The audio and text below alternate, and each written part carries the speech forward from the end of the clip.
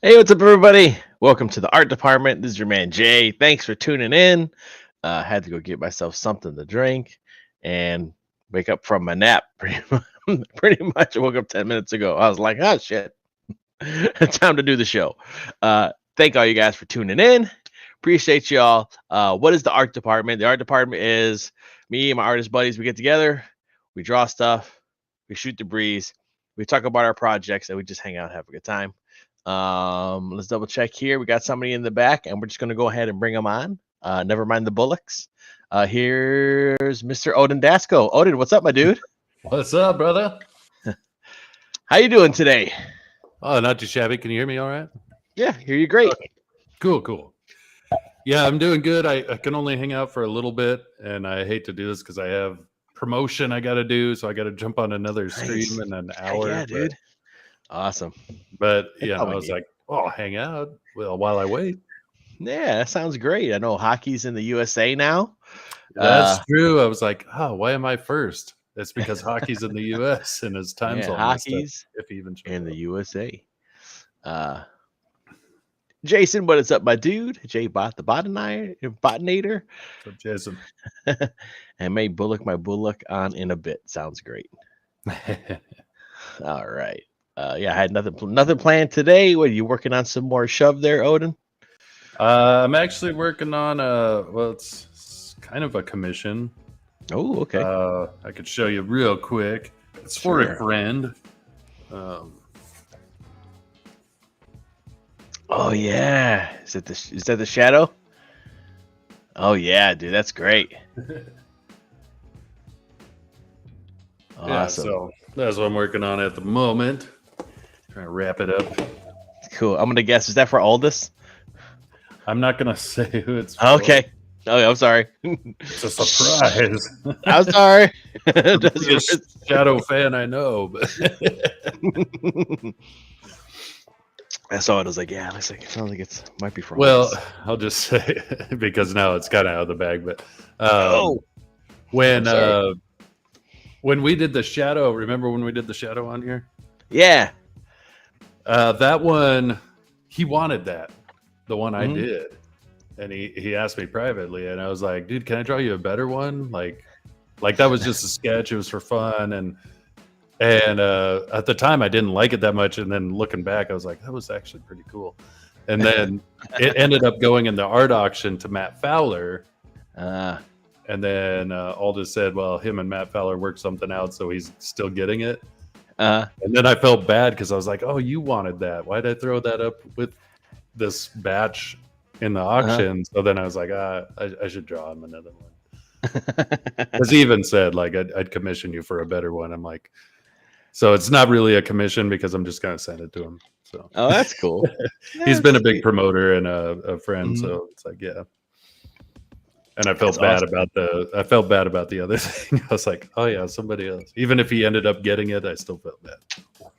Yeah, sometimes that's like the best work that you do, or like the most fun is like not like a commission, but just like, oh, I'm gonna draw this for this dude, and it's gonna knock the socks off, you know. Yeah, man. Well, and to be honest, some of the stuff I've drawn on here has been some of the funnest, coolest, craziest things. And I always hate parting with them, but they're also like good incentive when I'm trying to auction something to be like, and I'll also throw in this that I drew on J-Bot's draw stream. Plus, I get to announce the show. So. All right.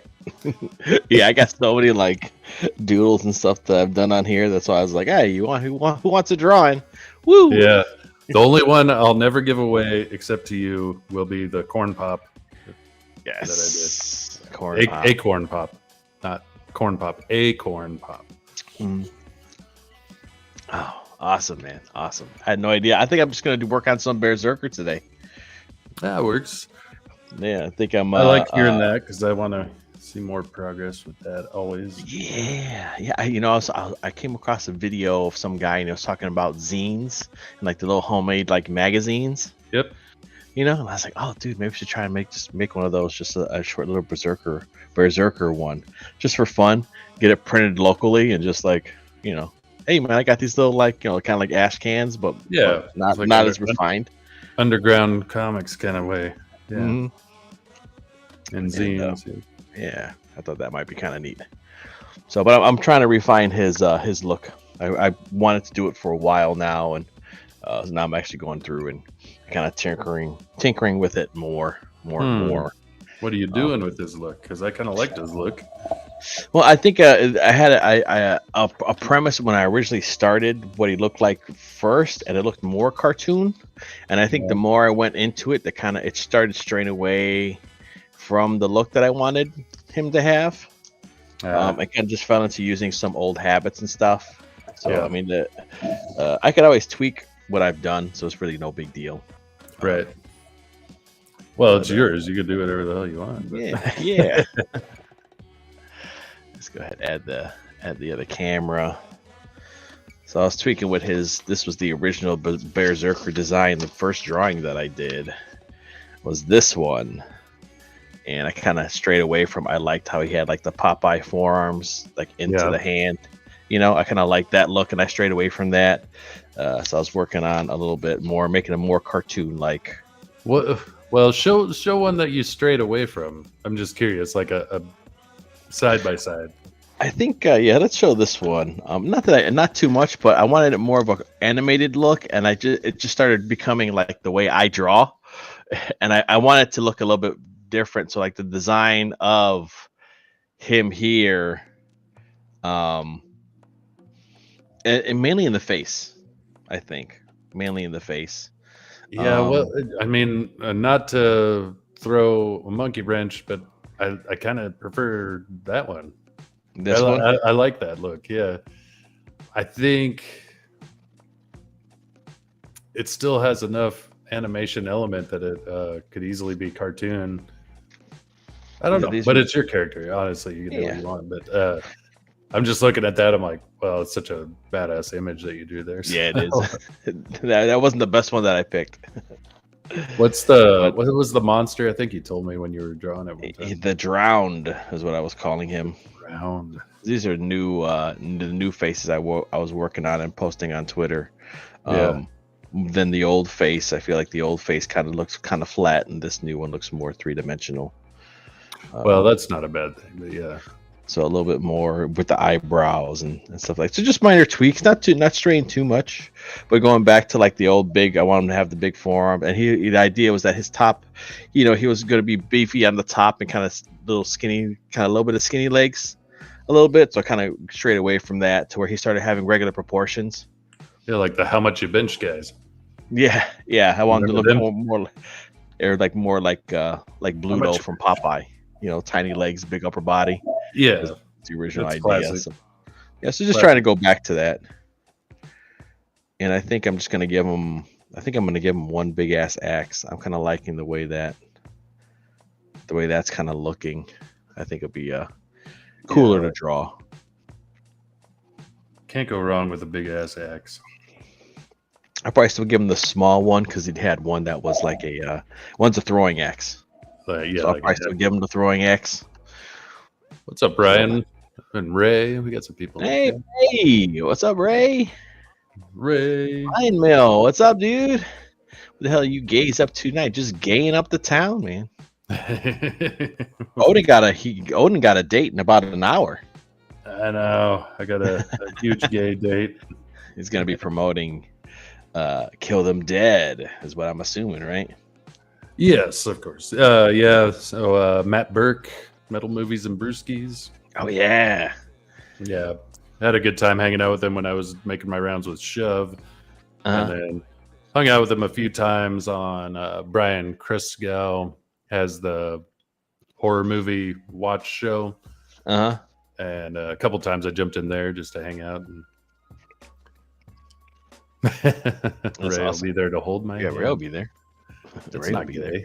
I'll It's be not there gay too. when Ray's holding your hand. Right. You Well, can I'll eat be there. that. I'll just leave the stream too. Well, don't do that. Keep your stream going. EFAP it or something. All right, there we go. I had an idea. So let's see. I don't know what I want to. I want to go into Berserker straight away. I think if I was working on anything.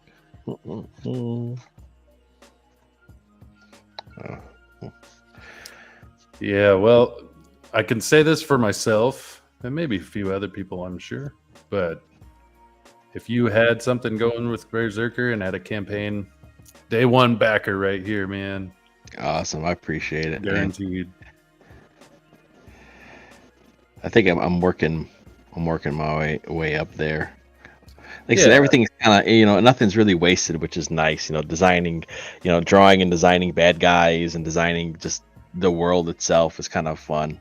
When you're ready, you're ready. But just letting you know. But the other thing is, like the more time you take, the more refined you can make it. It's probably just as well. But I'm eager, so.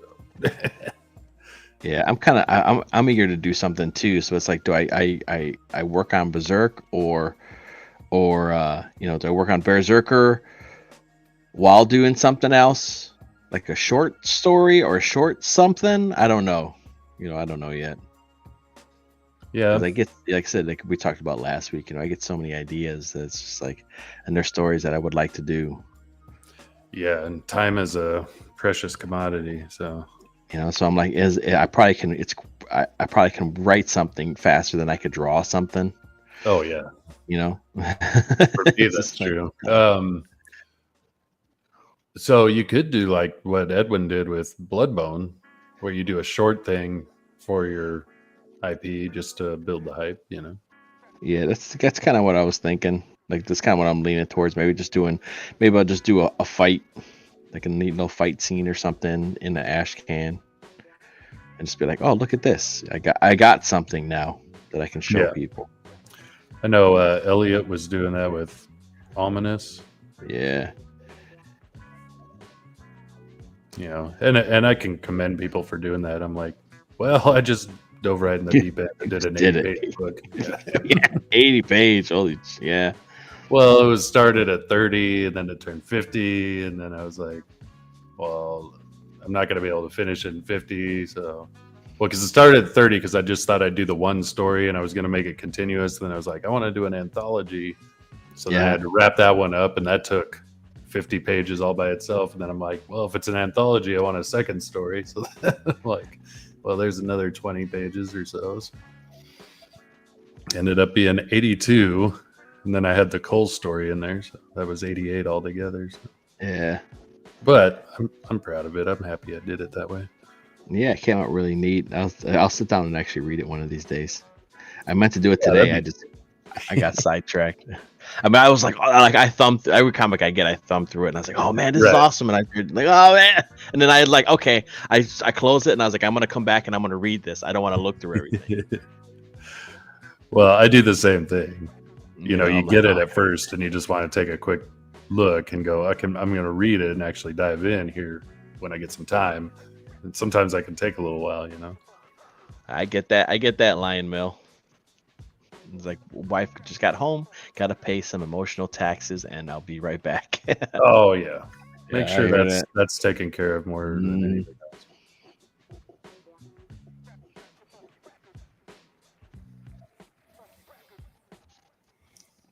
I drew his head, and I was like, I don't even know what the hell he had a pose in mind, and I don't even remember what it was gonna be. Well, start from scratch. Yeah, I had and I wanted to swing this axe. He's got an axe to grind. I'll have him holding it over his shoulder like a lumberjack. That's another cool thing, having a big axe. Oh yeah, that's a great pose, perfected by Conan. Mm-hmm. Just walking around, just duding around with a The axe over your weapon shoulder. on your shoulder. Yeah. Yeah. Like, what's Put up, man? a woman on the other shoulder. Right. Or a log like Commando style. Right. Yeah. Stick around. Oh, Commando. It's so bad and so good at the same time. No kidding, man. He like really populated. Like he really made the one-liner heroes, man. You know, because at that time there wasn't nobody like just whipping out zingers, from what I understand. Like, well, at least what I remember. Maybe a little bit, but not to the extent. And then Commando, I think, was really the one that started that more than any of them. I mean, he had a lot in like Running Man. I know Running Man had a few. Oh yeah, right. Yeah. But Commando seemed like the one that really solidified. This is the type of movie you get with Arnold Schwarzenegger. Yeah. Now just plain zero. Yeah. It's like, oh, it's sick burns, Arnold. Sick burns. Yeah. Well, it's a sick burn when he's like killing you. Yeah. He's like, okay, the joke's not that good, but the delivery. The delivery and the accent is the cherry on top. The accent, yeah. You know. No, it cracked me up is because towards the end or later in his career, you know, he was doing like Erasure and True Lies. Mm-hmm. And I just like I remember the advertisement for True Lies when they're like, where's your invitation? He's like, here's my invitation, you know, and he blows up the building. Mm-hmm. It's just like, gosh, take this. I'm gonna in. kill you when he's like on the drugs and shit. I'm gonna do this. I'm gonna grab this. I'm gonna kill him. Now I'm gonna kill you. How are you gonna do that? He's like, I took my cups off. He has the cups off. He's hanging off. I picked the lock. Josh. Yeah, he was he was killing it at the time. But that was kind of the beginning of the end for me, like caring though too. I'm like, yeah. I think a lot of people. All right. I think Last Action Hero probably was like the. Yeah, that one was supposed to be spoofy and everything. But for some reason, it was like, I don't know, it just didn't do too well. It was a neat idea. They could have pushed it better. I never made it all the way through the movie because I just couldn't stand it. So. Oh, wow. But I love the soundtrack. It's one of the best soundtracks. I'm going to go back and watch it. Yeah, maybe I'll get another chance. There's a few people I've met that are like, it's actually pretty good. And I remember the. Yeah, he did a 360. He's like, you mean 180? I'll like never forget that. He's like 360. What do you mean? He's like, if 360 he did 360, he'd be back where he started from. 180 would be him turning around, you idiot. Hey, Jason, what's up? I hear you sullying the good name of The Last Action Hero. Oh, you're one of those. No, it's a fun, stupid movie. Yeah, it is. Yeah. Well, like I said, I'd have to like trudge through it again. I remember trying a couple times actually. Dude, it's got an animated cat in it. Well, how can you go wrong? There's an animated cat in the end. Animated cat and Fritz the cat. It's Danny DeVito. Hey, right? Is for some reason it's an animated cat in a trench coat. Oh, that was one that was the Twins is an underrated movie. Twins is a great movie. Twins was great. Yeah. Twins was good. I like Kindergarten Cop. Kindergarten Cop started like a freaking Schwarzenegger movie. Then he like shoot some dudes like in the beginning. Oh yeah, the party pooper. He walks in there like, who are I you? really like my car. I'm the potty pooper. I'm the party pooper. He's just like boom, just like He's just like, blowing whoa. people away. Yeah, there's no was that due process? He's just like, fucking, you're guilty. It's like Judge Dredd. Yeah. Yeah, it was around that same time though. It was like Last Action Hero, and I'm trying to think what the other. I think, and then we're like even Stallone. Stop or my mom will shoot. Oh god, I that's remember Hilarious story. A little later, he had Copland, and I actually like that one. Dude, Copland's a great movie. Yeah, Copland's a great Copland's movie. good. That was when he was just like that's when he first looked different. And like, you don't look like young Stallone anymore. Yeah, he looked a little weathered in that one. Yeah, he was older, and he was playing kind of like this dumb deaf. Wasn't he? He was deaf in one ear. Yeah. Deaf and dumb, and kind of went back to his Rocky roots there. Yeah. I'm not smart. I remember I saw a documentary when they were talking about him when he made the Expendables. Yeah. Like the first Expendables, and like how like he like separated his shoulder, like doing this fight scene, and like how much he was like just given to the movie. You know, and you're like, man, this dude's legit. Oh, he's definitely legit. Yeah. Yeah. Like it's like, dude, he's well, like it or not, I mean, this guy's an actor. Like he's like, you know, I know sometimes people like to shit on him, but like as an action dude, but like how much like physically he was giving to it. You're like, man, dude. Well, and even as an actor, like like his first real big movie was Rocky, and I think, and I watched that, and I'm like, the acting is phenomenal by everybody. You know, it kind of became an overrun property with tons of sequels and stuff, but that first one was, I mean, it felt like you were right there. Philly, you know, you're like in the Philly streets with this boxer, you know, and he's not too smart, you know, but he does jobs for the mob and meets this girl at a fucking veterinarian place, and I don't know, I love that movie. Yes, really well acted. I think he's like, nobody wanted to hire me, so I made my own movie. Yeah, he did everything. Yeah, dude. He wrote that. His brother co-wrote it with him. Frank? Yeah, Frank co-wrote it. Frank Stallone. Frank Stallone.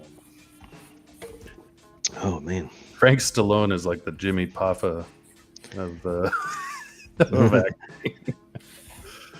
You ever hear Jimmy Poffa talk about Macho Man with such reverence? He's like, oh yeah, Lanny Poffo.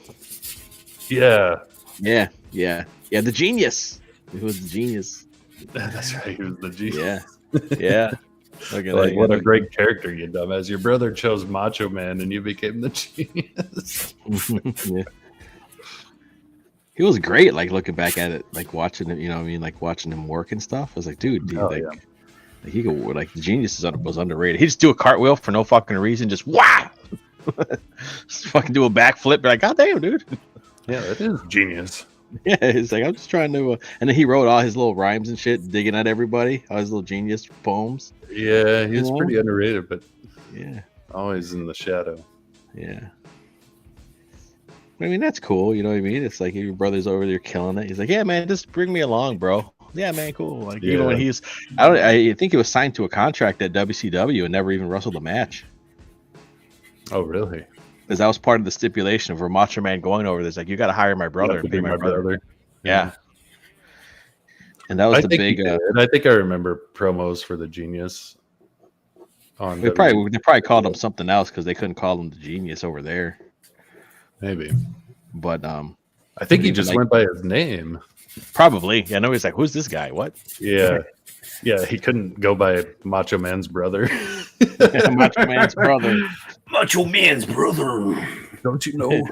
Lanny Man, because they didn't know the name then. Nobody knew what the last name was because because of kayfabe. So his last name was Man. You thought Macho Man. Oh, Lanny Savage, I guess, or they could have called him something else. What was his name? I thought his name was Jimmy Poffo. No, it's Lanny. Lanny. Yeah, but it was like anything he did was like, you got to pay my brother too, man. You got to hire him. You got to hire him too, man. They're like, okay. He didn't say it like that. He's like, you got to pay my brother. Yeah. You don't pay him good. Yeah.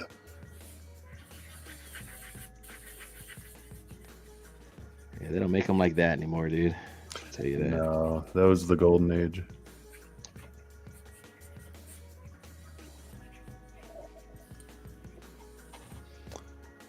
What are you working on, Jason? Red Sonja sketch cover?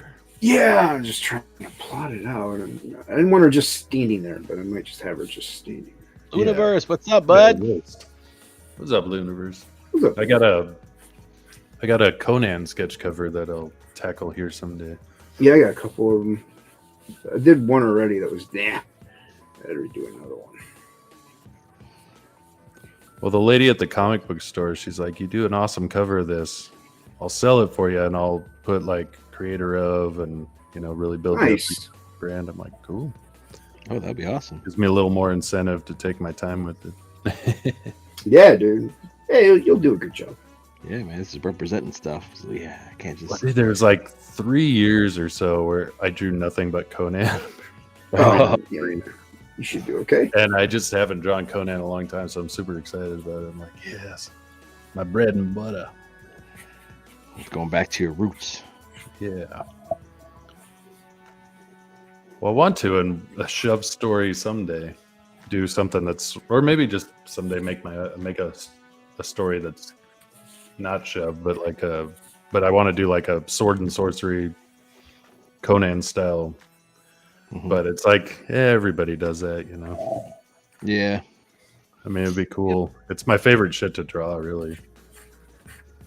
But yeah, I mean, if this is what you like, man,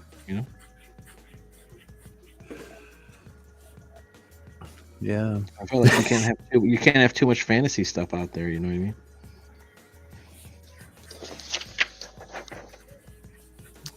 That's what's cool about indie comics. Like you're seeing a lot of fantasy, not a lot, but you're seeing more fantasy books, more Western. Yeah. More sci-fi. Not everything. I think indie comics are kind of tired of cape stuff unless it's done like interesting. It's already covered too. Like I mean, Marvel and DC and Image, they all have the cape stuff done. So yeah, that's the thing. It's like, I mean, they kind of cornered the market. They created the market, but yeah, and I think that's what indie comics is like the peripherals, Yeah, the other stuff, or maybe some kind of new take. Yeah. But I mean, at this point, nothing really new. And then you go, what? So then, yeah, you just do what you want to do, I guess. And hope for the best. Yeah, I'm thinking about it. Who knows? I get too busy with shove, so it's like, well, until that gets successful enough to get other people to do it. Yeah, well, that also, I'm sure you can work some kind of sword and sorcery stuff in there too. Just like you threw the cull in there, where I'm sure you can do a sword and sorcery shove story. You know what I mean? Yeah, I've thought about that too. No reason why it won't work. I think it's hard with anthology to do like a sword and sorcery. I don't think it really fits unless you do it serialized. Yeah, I mean, I guess it depends because I'm trying to think. I know Creepy had like sci-fi, but then they do some sword and sorcery stuff too in there. Yeah, I'm trying to remember seeing any sword and sorcery in there. I had maybe in Creepy because they did some serialized stuff. Yeah, it was Creepy or Eerie. I think it was just a one-off story. They would do like. Or it's Creepy that would have the one-offs. It's just one Eerie, of them, yeah. Eerie had more serialized. Then it's probably whichever one doesn't do it because there was a one-off story in there. Yeah, Lion Mail wants her sword and sorcery. Well, that's one. I don't know. It sounds like, hey, what kind of sword and sorcery are you talking about, Lion Mail? I thought your wife just got home, man. Yeah, well, Lion Mill has a. Give me your sword and sorceries. I'd say more like sword and sandal kind of feeling story called Cascadia, which looks really awesome. That they'll be releasing with Broken Compass. So. Oh, and Lion got to go. I have to run. I tell my wife picking out an outfit because I'm the artist in the house. All right, I'll be back if y'all still here. Cool, man. Good luck. Wait, you got roped into it because you're the artist, and of course she's not down here yet. Okay. That was the entire reason my ex-wife wouldn't let me pick her outfits out. She's like, "You're an artist. You'll make it all." Maybe a sword and sorcery with your spin of horror on it because you have a unique style of horror. That would be kind of cool. Yeah, well, I don't think horror. I think sword and sorcery always has an element of horror, or else it wouldn't be sword and sorcery; it'd just be fantasy.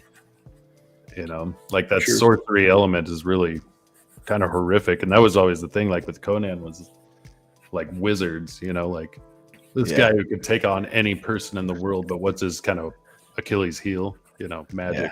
Yeah. What kind of sorcery is this? Crom. You have a flint and sandal story. Okay. I don't know what that means. I don't know what that means. I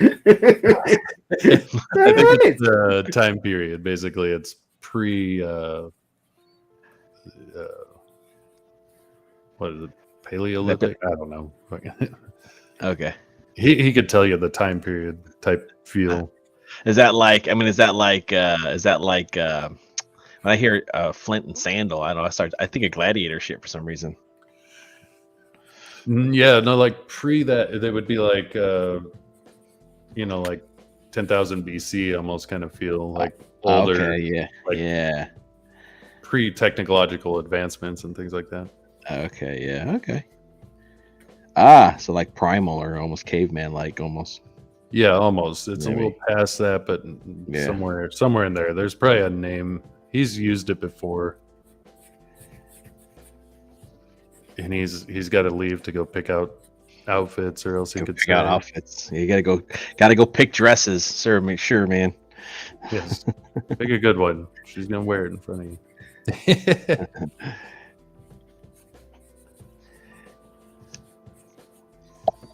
These are too close here. I'll make sure I don't miss my my next Yeah. engagement. Okay. I would say you're in draw and be like, oh shit. Time to go. It makes time fly right by though. That's true.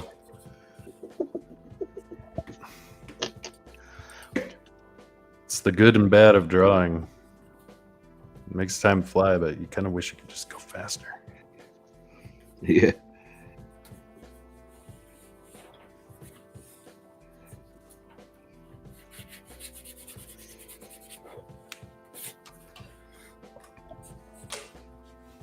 Is anybody gonna go see the Marvels?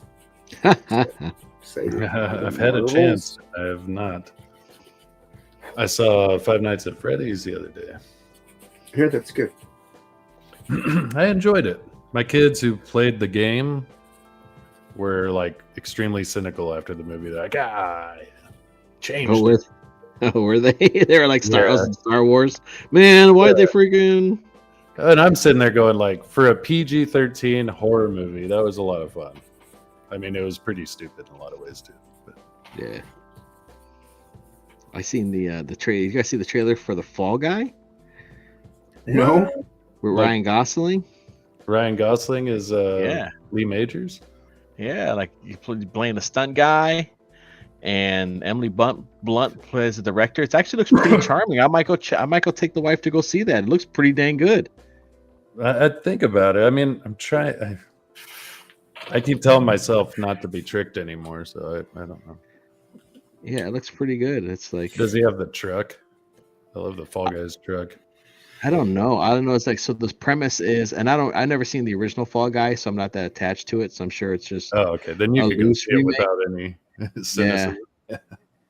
but it's like pretty much like the star of the movie that he's working on. He's always stunt doubling this dude, and he like goes missing. So he's trying to find the guy, so he could kind of save the movie, because him and Emily Blunt like had this romantic thing, and they Yeah. have this chemistry, and he doesn't want her to lose the movie, so he's trying to go find the guy. And I guess he fell in with some bad people, so then he's like finding like He's dead doing bodies it and with shit. love. Like, holy shit, I'm just stunt man. Like, what the fuck? But he's like talking, da, da, da, da, da, and he's talking to Emily Blunt. They're just like lighting his ass on fire and shit. Yeah, in action. Yeah, it's the Fall Guy. Yeah, so it's like, oh, okay. So it looked pretty fun, and I was like, I want to go see that. yeah, I'll get checked out.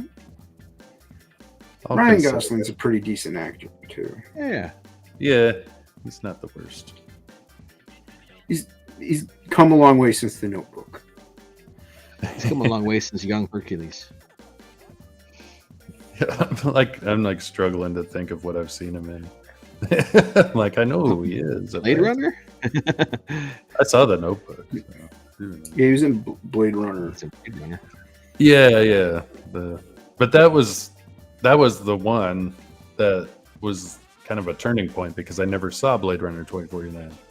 Oh, Because that was when I was starting to get savvy. I'm like, I don't want to watch people ruin things that I love, and so I'm just not going to do it anymore.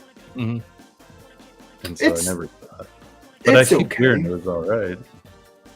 It's like hell no. Let's see what else he says here. Luniverse says, "Have you seen Hell no. Kingdom of the Planet of the Apes? It looks interesting." Yeah, I heard like that. The Ghostbusters looks interesting. Yeah, Ghostbusters, because I liked the last Ghostbusters. Yeah, Yeah, that looked. I saw the trailer for that. I was like, that looks actually pretty good. Totally different. You know, with the ice frozen kingdom stuff Yeah. or whatever. I'm like, oh, okay. Like I never would have saw that coming with Ghostbusters. You know, I'm like, oh, that's cool. So yeah, they just got to give more for the older brother to do. The older brother really didn't do anything. I think they kind of edited the last one kind of weird, and I hope they kind of make it a little bit more interesting. Yeah. So our universe says they released a new Avatar: Last Airbender live action trailer. What? Yeah, Avatar: we're Last gonna try to Airbender. do another- Why would they do that? Yeah. Netflix is doing a show. Is this it's following Netflix. up on the first one, or is it another attempt? It's another attempt that looks like they're going the One Piece route. From what the pictures I've seen, looks like a live action version of the Aang. Like Aang is wearing, he looks just like Aang in the cartoon. So it's like, Cool. oh, okay, cool. Like, yeah. Well, that may work. Yeah, Mhm. that was another one. My kids, we watched the anime like a lot, and then they saw the live action. But I love that my kids are critical of movie. You know, like raising them to be critical thinkers. You know, because they're like, Yeah. fuck that horror shit. They don't say it like that. Well, that's how we were, and that's how fandom used to be. That's how That's fans of how something like it that should always used to be. Yeah. Well, the Oh, man, fans that sucks, you know? have to set the market. That's the reality. Well, and it's by word of mouth too. Like, you know, there's plenty of movies that I was kind of like, and then I have a friend who's like, no, you got to see it. Yeah. Like, I remember Dark Man. I didn't want to see it. I thought it looked stupid. And my buddy's like, what? Are you crazy? It's badass. And I watch it. I'm like, oh, you're right. You're like, you're right. Take the fucking elephant. Take the fucking elephant. It's one of my favorite movies of all time. And that was before Liam Neeson was well known. It was like that guy that Before you he knew was- that you would see in stuff. You know what I mean? You're like, that's that guy is seeing. You'd see him and stuff. Before he was the Taken guy, he was it's from Yeah, I was gonna Darkman. say it's before he was taken. Like every role was just taken. Yeah.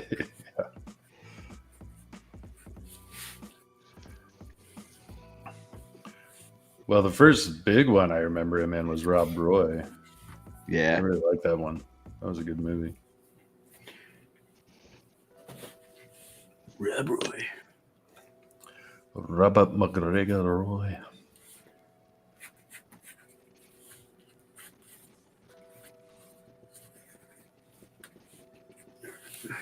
Yeah, but I don't know if the producers have anything to do with that Avatar stuff, or they're doing a continuation or something of Avatar. Or even thinking like, even thinking like one of the books that they did for it, like one of the modern books they did for it. They were like saying, and the Fire Nation was pretty tolerant until they banned same-sex marriage. It's like, what the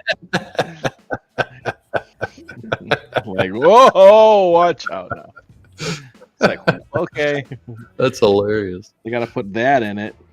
I remember reading Quit being something flaming. I remember reading something to where I don't know what they're going to do, but I remember reading something where the original Once creators they were had nothing to flaming, but now they banned flaming. yeah. That the creators were like, yeah, we have nothing to do with that. And from what I heard, they were going to do their own thing. Like they were like, if you want the real successor, because I guess they were talking about doing new stuff. Yeah. Yeah, Lunaverse says the recent Avatar stuff is stupid now, so I don't know what it is, but I remember before they did the new Avatar stuff, I don't think it includes the show because the show that they're doing the live action looks like they're just doing Avatar. He was like, "Yeah, like we're doing our own thing. If you really want the successor of Avatar, we're gonna do it. Like it's not gonna be Avatar, but it's gonna be like the spiritual successor of it." As long as M. Night Shyamalan is involved in it, I'm sure it might be good. No kidding. That's a good idea. Guaranteed winner. You don't want to be a snooze fest. Shamalama ding dong. Shyamalama. I'm not Shyamalan. Shamon.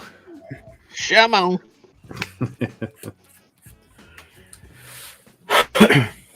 So Norm Macdonald had this show, Norm Macdonald Live, and he had Shyamalan as a guest one time.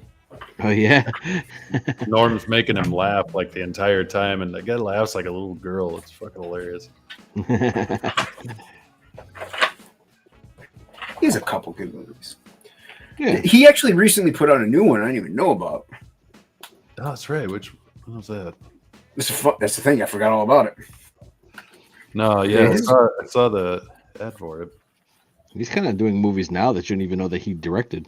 You're just like, oh, he Which directed is smart. He needs to stay away from the shock twist ending thing because it's like you're ready for it. You know what I mean? Yeah, but So I just like make a good movie. Unbreakable. Yeah, Unbreakable. Yeah, that's good. And I liked Split. I never saw Glass, but I liked those Glass two. was a disappointment, dude. Yeah, dude, I refuse to watch Glass because I know how it ends. Yeah, I was so disappointed. I just kept hearing that, so I just didn't watch it. But I liked the character in Unbreakable. Yeah, And they didn't do it any justice, unfortunately, man. With that movie, you're like, what? Yeah, that was probably my favorite from him. And then Big Fat Nothing Burger. Is what it I is. don't know. I still think Sixth Sense was a great concept, dude. Yeah. Oh yeah, I heard that. You know, yeah, that was good.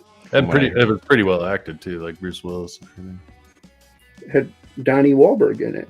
Donnie, Kill Yourself, Wahlberg. Yeah, Donnie. I know what they said. I know. I know. I know.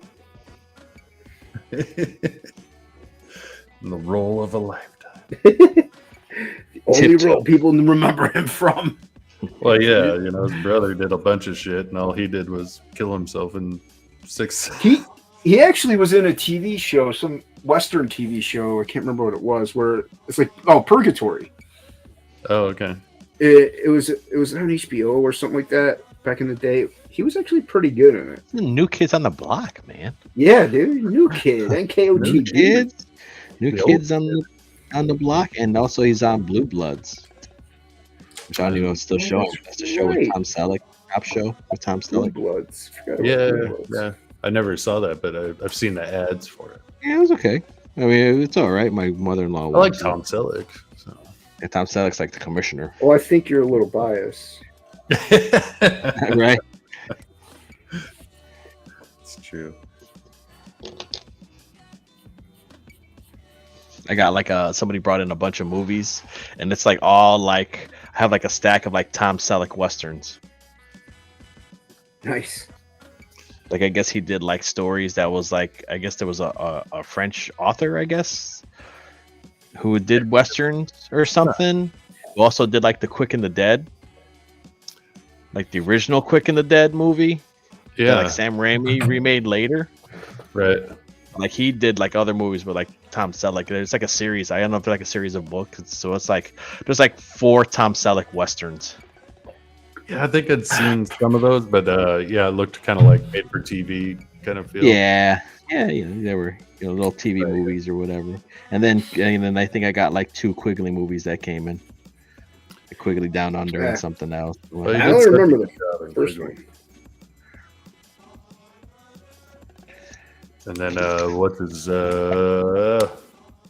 Alan Rickman, great nemesis. Oh yeah. Thanks for stopping by, Ray. Catch you later, dude. Later, Ray.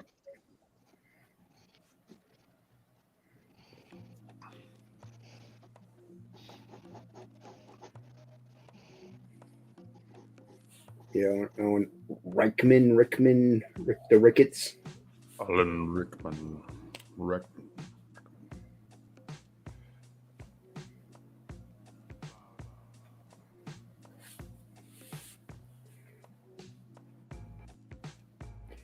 Yeah, I like the first Quigley movie. I never saw the other ones. Yeah, I didn't even know they made other ones. Yeah, I just was like Tom Selleck. I was like, what the fuck? Yeah, because it all came from like one, like I guess it was an old man that brought in a lot. Because it was a hot chick. He had tons of like classic World War II movies. Yeah. You know, like Kelly's Heroes and The Great Escape, and like a bunch of them I never even heard before. But then like old like ones from like the 50s and. Yeah, and then like I mean, it was like 500 DVDs that this guy brought in. Yeah, Oh, wow. Tons of westerns, tons of Sandra Bullock movies. I was like every Sandra Bullock movie they had. Wow. Yeah, the thing for Sandra. Who doesn't? I don't know. She looked like this chick I knew in high school who I couldn't stand. She was like a friend of like the group, but she was fucking annoying and didn't know how she broke in. Like, yeah, how'd you get here? But she looked like Sandra Bullock. Like she looked like Sandra Bullock, like all her unattractive features exaggerated. So.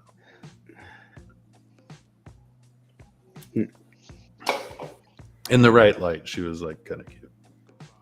In the right light. At the end of the night, she was kind of cute. Yeah. Well, yeah.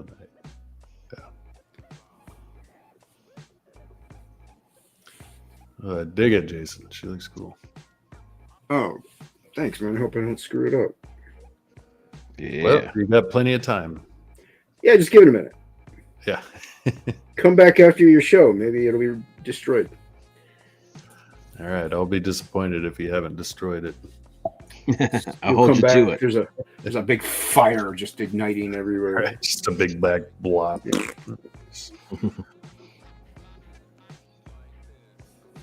Just tossed it in a steel drum and set it on fire.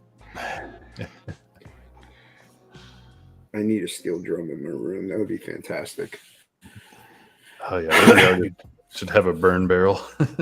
I agree, dude. People always freak out. Don't rip it up. Why? I don't want it.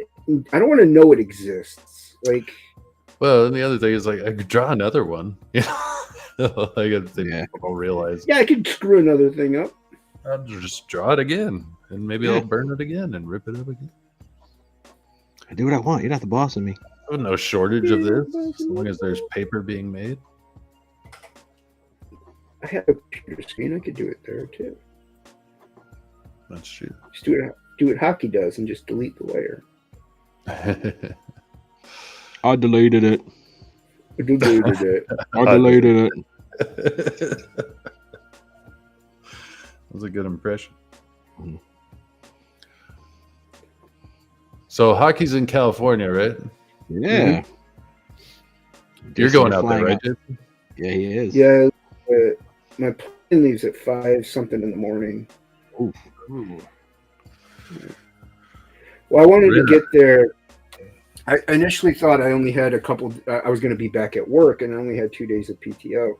So that's why, but still, I'd have to be back for physical therapy next week anyway. So, right. But I wanted to make sure I was there like a whole day Friday at least, so I had 3 days instead of 2. Yeah, let's maximize the time. Yeah. Enjoy your sleep when you get back. Exactly. Well, hopefully I could sleep on the plane. We'll see. Yeah, I do that a lot when I fly because I'm like, I want to maximize it, so I'll fly early in the morning like you do, and then eventually that sleep thing catches up to me. I'm like, oh man. You're just like shutting down. Beep boop. Well, especially like going into other time zones like you're gonna do, Jason. It's like then you get stuck in that time zone for a little while, and before you know it, it's like everything's out the window. Yeah, I got to lay over in Texas for like an hour. I got to switch planes. Texas. Dallas? Yeah. Yeah, Dallas is a fun airport. They got lots of trains. So like everywhere you got to go, you got to like take trains, but they're cool because they go outside. Like the ones at DIA are all like underground and like a subway, but the ones in Dallas like you can like see the whole airport and drive around. It's kind of cool. I just hope I don't get screwed up somewhere because it's my eyeballs. Oh yeah, bring a magnifying glass. I use my phone, actually, the camera on my phone, but still, I'll just ask people. Yeah, asking people's probably best bet.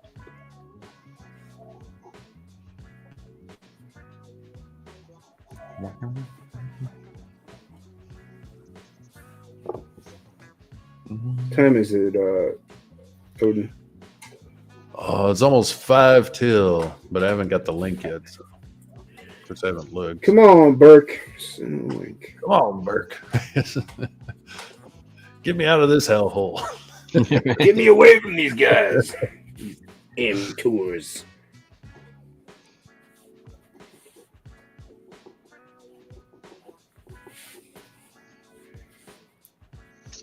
I think that was probably too low. Right? Gotta level that up. A bit more.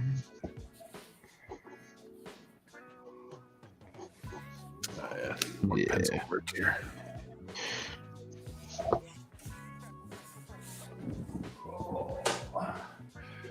Actually, I'm just gonna bust out now so I can have a smoke before I start. Sounds good, Oh, man. you don't smoke in the place? No, not in this place.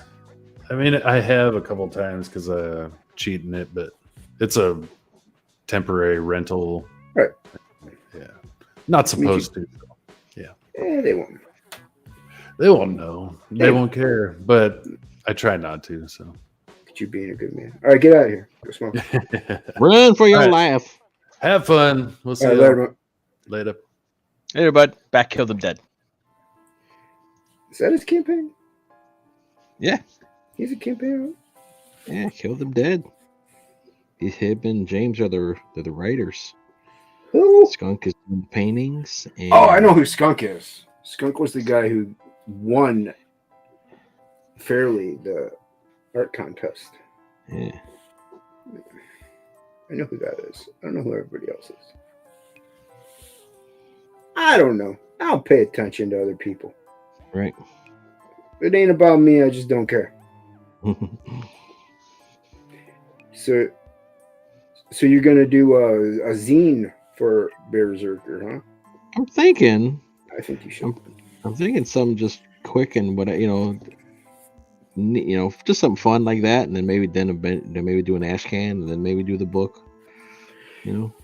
Yeah, I think going the Bloodbone route and the even Reaper Destroyer, he did a ash can before he launched. Yeah. I think that's a smart thing to do. I'm still tweaking out his design and stuff. Let's see how this is going to turn out. There's no rush on it, obviously. Yeah. Especially now, you don't want to do it like next month during Christmas. Yeah. So you got some time before you could really hone it up. Yeah, I'm still figuring out the format. I might do the zine like a that'll let me play with the format too, because it might be a comic book, but it might also be like a story, like a book with prose, like like a collage on one side, and then the words on the left hand side, and then a collage of pictures on the right hand side, or Right. I'm not sure what the format of it's going to be.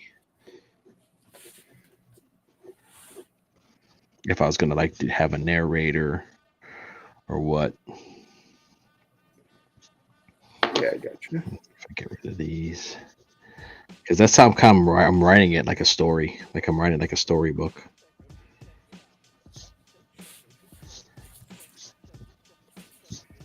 Yeah, I mean it's gonna be kind of like a storybook and some pictures, right? Yeah. I'm not writing like a script, like a comic script, or Right. That's how I can kind of remember like what did I want to do here when I draw it. So I'm trying to be descriptive. And the only way I know how to be that is just write it like a story. No, that works. I like it. And do what works for you. You know how to write it that way. Comic writing it's not really all that easy. Not all that difficult. either. Some people have struggle with it, but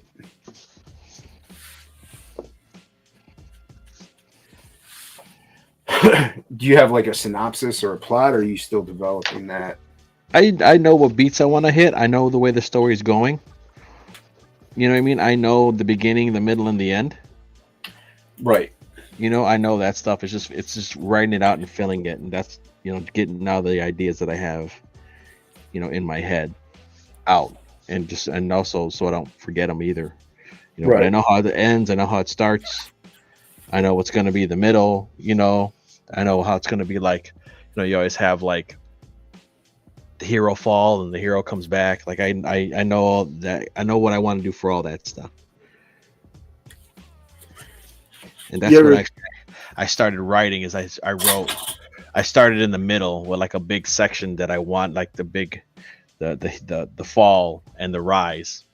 I wrote that part out already, and then I started writing the beginning. So you ever think about doing something like maybe, because I don't know, it might be kind of cool to do like a Calvin and Hobbes type route, where it's not a traditional like book as much as just like a few stories, and then like another page you have like a, you know, like a strips, like a book to strips maybe. Yeah, I'd love to do a strip. You know, I was thinking about doing my Robot Rabbit character and doing a strip with him.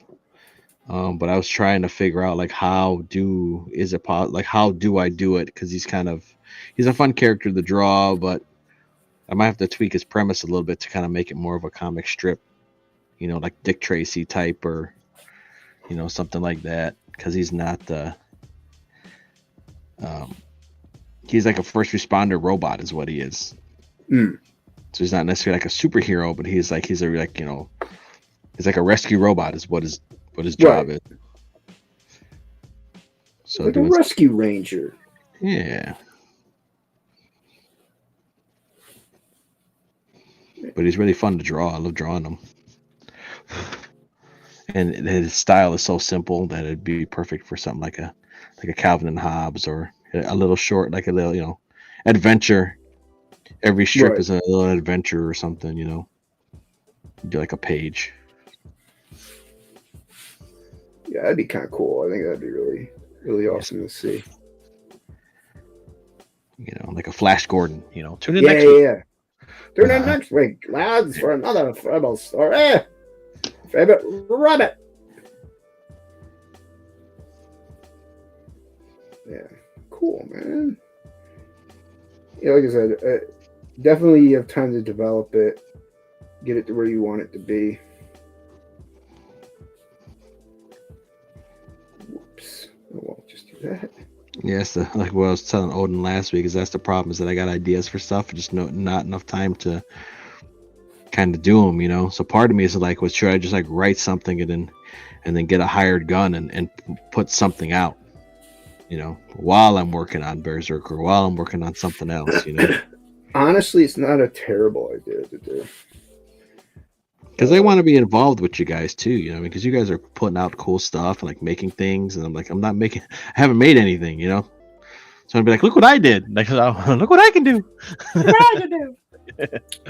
Yeah, but your stuff's dope, and you're just, if anything, more honing your skills, and so when your stuff gets into the ether, into print, it'll be even better. You know? So you're actually developing a smart route, accidentally in a way. You know, like I probably could have waited. I mean, I'm glad I didn't, because I don't think I would have done as well, but I probably could have waited a couple years to put out Absolute, to hone my skills a little more. But either way, I'm only glad I did, just because of the, you know, the economy. But but yeah, dude, I think you don't want to put something out, you know, now or even in a few months, or I don't know about a few months, but with a crap economy out, and it just not do well, even though it's a good product, you know. Yeah, maybe I'll do a zine, but just fill it with art. I like that. Yeah, I think the zine is a good idea. A zine with some little art and some little doodles and fun stuff like that. That might be kind of cool. And just be like, yeah, man, like, oh, cool. And then I have something that I could just make them at the local whatever print shop, black and white, or even it might even be cool to do them in like different colors, like have them printed on red paper, Yeah, or whatever. dude. Your black ink on red or black or yellow or whatever, and be like, oh man, yeah, and I could like send them to people.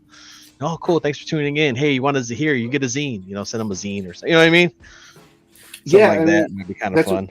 Like the Image guys, like they had those zines. The interiors were white pages, but the covers, they would have different colored covers. As far as different print runs, maybe even, and they're really cool, dude. And depending on the color, depends the value of them too sometimes. But I like those different colored cardstock covers with the black ink on top of it. It looks really nice. Yeah, I like that idea. Yeah.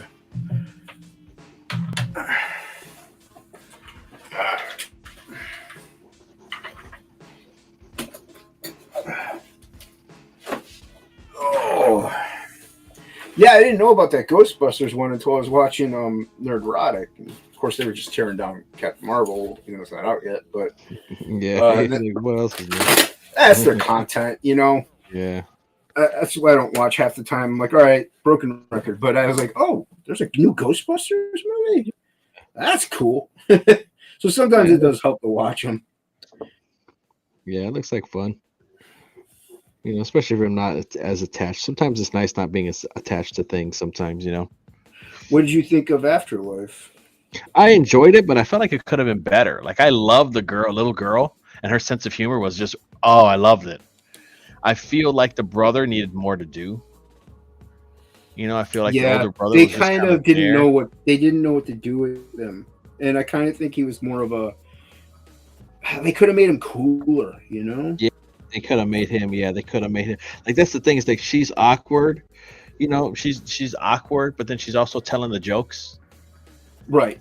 It would have been awesome if she was awkward and he was funny. Yeah. You know what I mean? Because, usually when you have that, and he's the guy that would always break the ice for her because he's the funny one. So he's the one or trying to be funny. So he's the one making the dad jokes, and she's the one that's awkward. You know what I mean? Right. But they kind of like grabbed, they could have been two characters, but they put them together. He's just like chasing after tail. Like, hey, girl, what's up? Yeah, I know. I was like, It's also, I feel like, I wonder if he had limited time because of he was working on Stranger Things. So I'm wondering if that was probably an issue too, maybe. Oh, you know what? I forgot all about that. Yeah. Rick Saylor, what's up, my dude? Hail Rick Saylor. Yeah, so I want to see it. I want to see the new Ghost. I didn't mind Afterlife. There were parts of it I was just like, eh. Like, I like the effort they put in, and it looks like they actually cared about it. It had heart. It did have heart to it. Dude. It had heart. And that ending definitely does get you. But yeah.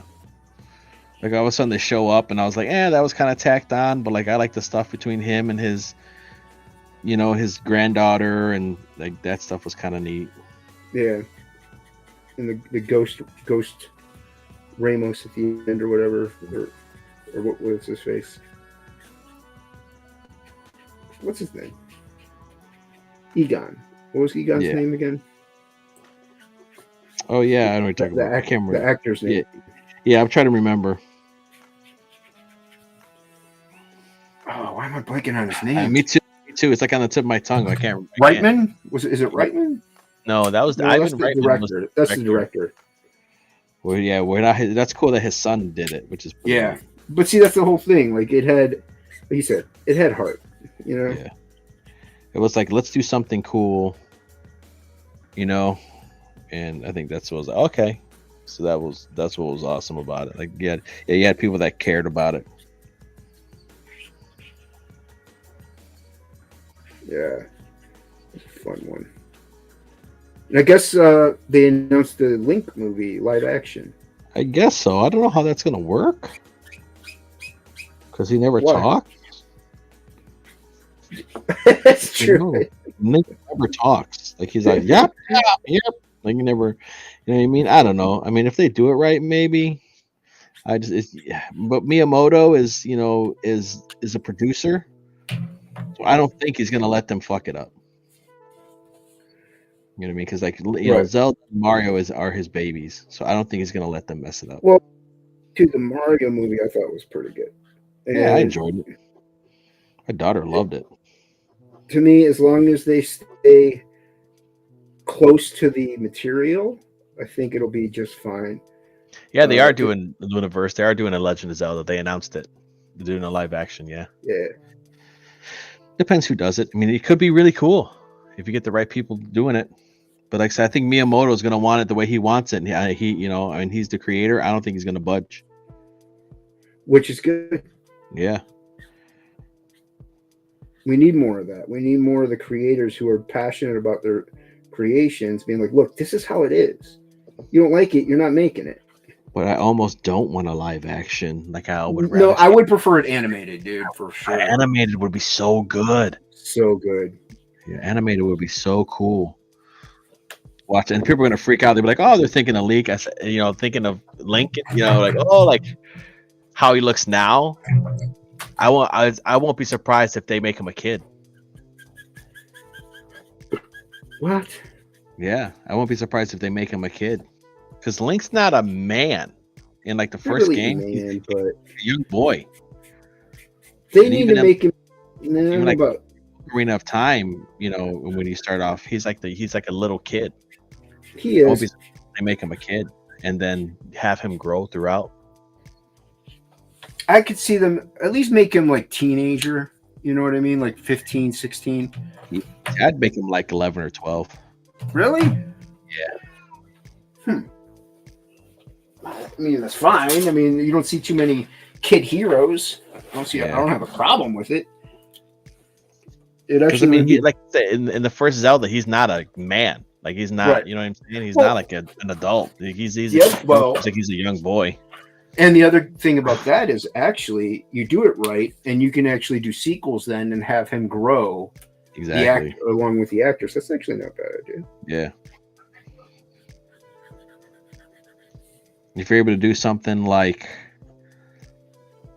Willow meets Lion Witch in the Wardrobe and like Labyrinth, you know, they That get rid would of be cool. do something like that where it has that charm. You know what I Right. mean? Like some like almost like a never-ending story vibe. You know, those movies, they have that certain feeling when you watch them. Yeah. If you're able to kind of capture that, I think it'll be a hit. But I think Mario had a lot of heart to it. It did, man. I didn't know what to expect going in, but it was really good. I enjoyed it, and I'm not like I played up until I think like Super Nintendo was really the last thing I had. I mean, I played other ones, but that was the last one I really got involved in was Super Nintendo, and I still followed it just fine. You know, I knew all the. Yeah. It's not like you had to be a diehard Mario fan to really like it. Mm-hmm. So, Yeah, I it thought was Mario. It was Mario. It was done right. You kind of capture the essence of what it is, and anybody can follow along. Right.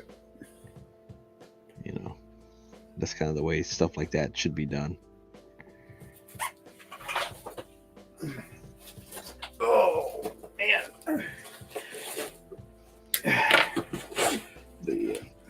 So yeah, maybe some. Hopefully, there might be some good stuff out in the horizon.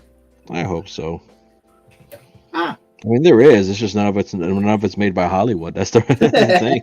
None of it's made Well, I by guess- Hollywood. It's always foreign stuff or whatever. Now that's just kind of kicking our asses. Hey, it's well, dude. I'll take Yep, my well. entertainment anywhere I can, Mhm. as long as it's good.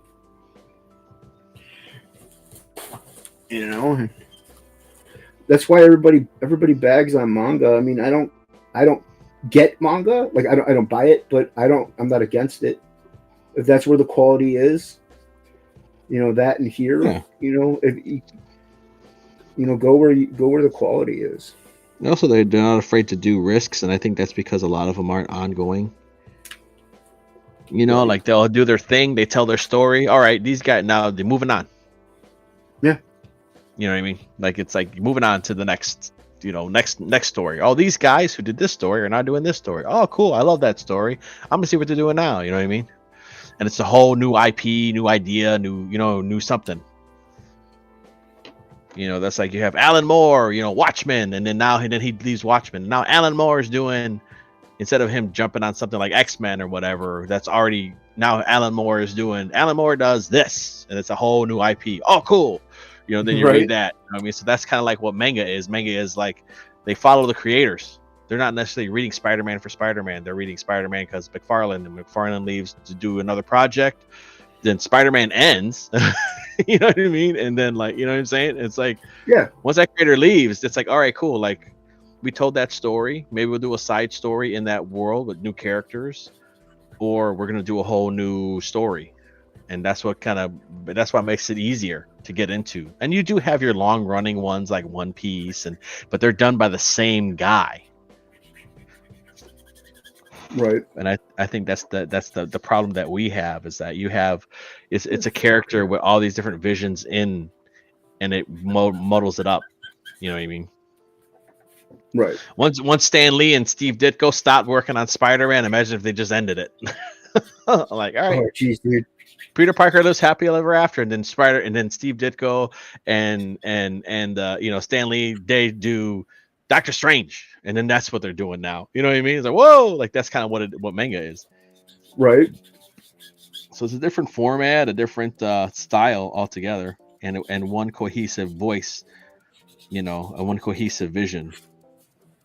Well, that's the other thing, though, dude. That's why a lot of Western comic collectors, their collections are pretty sparse because they usually follow creative teams or artists or something. Yeah. So like you said, once Steve Ditko goes off of Spider-Man onto something else, they stop buying Spider-Man. They go to wherever he went. So yeah, and that's like with manga. It is kind of formulaic, but some people can tell the difference, I guess, in certain artists. But either which way, they also have teams working on it. They have assistants. They have, the way it is. Also, that's why Marvel kind of goes their house style now, so that way that can't happen. They want people to stay on, but I think you got to have those standout, artists and writers and stuff, people that bring people to your book. You gotta have stuff that gets people excited. Yep.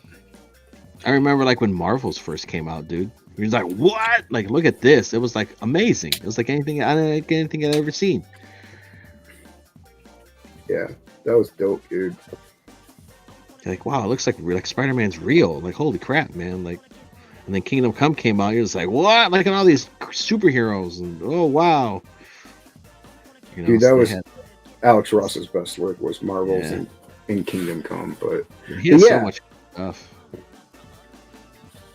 I just think I just saw the cover to the $6 Million Man series, the Blu-rays or whatever that he did, that they're releasing now, and I was like, man, that's awesome! Like, holy shit, dude. Yeah, he's good. I just think he does so much now; it's a little more rushed. Yeah, so he doesn't sit there and take as much time per painting, but it's still really good. Yeah, he's probably he's old now. He's older now. Thing. Forget it. Okay, thank you. Thank you. Okay, let's see. Yeah, but you don't want to leave the kid hanging. He's talking about Zelda and Link taking too long to make a movie where the kid grows up like they did with Shazam. It's going to be a TV series. I don't think it's going to be a movie. Should be a movie. Maybe, I don't know. I can't remember. Maybe this. I don't know. I almost feel like they should. I don't know. I just heard that they're going to make it. I don't know as far as. They talk about diversity. Why not diverse where their entertainment is coming from? To be honest, entertainment from other countries is the only diversity I care about. Yeah, everybody has their own thing.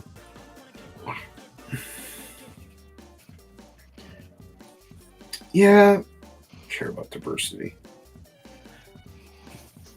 If it makes sense, it's not noticed. So, you know what I mean? Yes. Like people talk, oh, it's got to be diversity. It's like, well, I tolerated. Me and the wife watched Gen V, which is the Boys spinoff. Right. My nephew's watching that. Yeah, it's not bad. It's not bad. They kind of touch on woke stuff, like just because that's what the culture is now. Right. And but then kind of you're looking at it, you're like, okay, so like one girl's power is she can control blood, so she cuts herself, and she can control stuff with blood. You know, it's like okay, and then like once I got 3 in, it's like okay, this girl's a cutter. This girl throws up. You know, so she has an eating disorder. Right. This guy can either when he's a dude, he's super strong, but when he's a chick, he's like super fast. Like he could change. He just swaps his gender, like almost like a form. Like all of a sudden he's a girl, and all of a sudden he's a guy. Of course, when he's a girl, he looks like is a totally different person, totally different actress. You know what I mean? And then when he's a dude, he's somebody else. You know, so he's like, okay, so he's a bi. He's a here's a trans allegory. Right. You know what I mean? Very subtle. Yeah. Yeah, and I was like, oh, okay, but it's done to where it's like, yeah, all right, like, okay, like some of it's a little bit eye rolling, but it's not bad in terms of like I didn't get like whoa, like it's like okay, that's like they're kind of touching on these things, and they're all young kids, you know. Yeah, Luna versus. I heard Gen V was garbage. No, it was pretty good. It was all right. I mean, I give it a B. I gotta watch Invincible. I gotta watch season 2 of that. I enjoyed season 1. Yeah, I like season 1. I gotta watch season 2. I think they just released 1 episode, or I don't know. I watched the Adam Eve. They have a Adam Eve episode, like a episode 0. That's like 45 minutes and talked about her origin. And that one was pretty good. The animation's pretty good. Yeah, I haven't caught any of it. So yeah, I don't know if they did more than 1 episode or what, but yeah, I might have to start checking it out. That's the thing with like even like manga and even with anime too, is that they're not afraid to like do goofy premises. Like I was watching it's a channel that recaps anime. Oh, okay. And they like tell you like what's going on in the whole series, so you don't have to like watch it, and it's actually pretty interesting. Like I was like, okay, cool. So they have like guys, so somebody's like narrating it to you with clips of the anime. Nice. What they're talking about. So I'm watching them, and it was the one, and they don't give you the title. They kind of say what it is, kind of what it's about in the title of the video, but usually in the comments somebody says what the anime is, because if they put the anime in a title, it will get taken down. Right. They're pretty much telling you everything that happens. And so there was one that I can't remember what it's called, but it's like imagine Harry Potter, but the main character isn't Harry Potter. It's a dude that can't use magic. But instead of him using magic, he worked out a lot and he's super strong. So he just punches the shit out of everybody. And like, that's the premise of this show. It's like a dude who's like he's like, oh, everybody uses magic. Magic is a big thing. And like years ago, they went and started wiping out everybody who couldn't use magic. And because they wiped out everybody who couldn't use magic, I guess magic became stronger. So here you have like this old magician that's not that good, and he came across an orphan kid, and so he raises the orphan kid as its own. You know, so but the thing is that everybody uses magic so much that there's no like physical fucking fighting. You know what I mean? Right. So these dudes he comes across these dudes and they're like shooting spells at him, and he's just like dodging them and just like punching the shit out of these guys, or fucking just beat the shit out of everybody just because he's so strong. And it's like, oh cool, like it's a ridiculous premise, but it's really fun to watch. And yeah, that's anime. Yeah, that's anime. Sounds like One Punch Man. Yeah, it's almost like, oh, so here's my special I could use magic puppet strings and I could control your body. And he's like, yeah, man, I just like broke the strings. You know, he's like, yeah, like I just broke them. And one guy's like, here's a mirror, like this mirror will reflect any magic that you cast at me, and blah blah blah blah. And he just like punches through the fucking mirror and punches the guy in the nose and shit. What? Nice. But he's trying to hide like he doesn't have magic, so nobody knows he doesn't have magic. So he calls it like, this is my tricep magic, and he fucking punches him. This is my leg magic, and knees the guy in the face. They do a thing where they're trying to fly on the brooms. So he grabs the broom and throws it, and then jumps on the broom and rides the fucking broom. That's how he passes like the flying test. And so it's like, oh, cool. It's fun. It's interesting. You know, it's like he has a good character. They're all written pretty good. It's like, it's pretty neat, you know? And it's like, okay, so they grab this goofy premise, and it's actually like, like pretty good. Like they do one of like Sword Art Online, or like they have these ones that are really popular now where people get stuck in MMO games.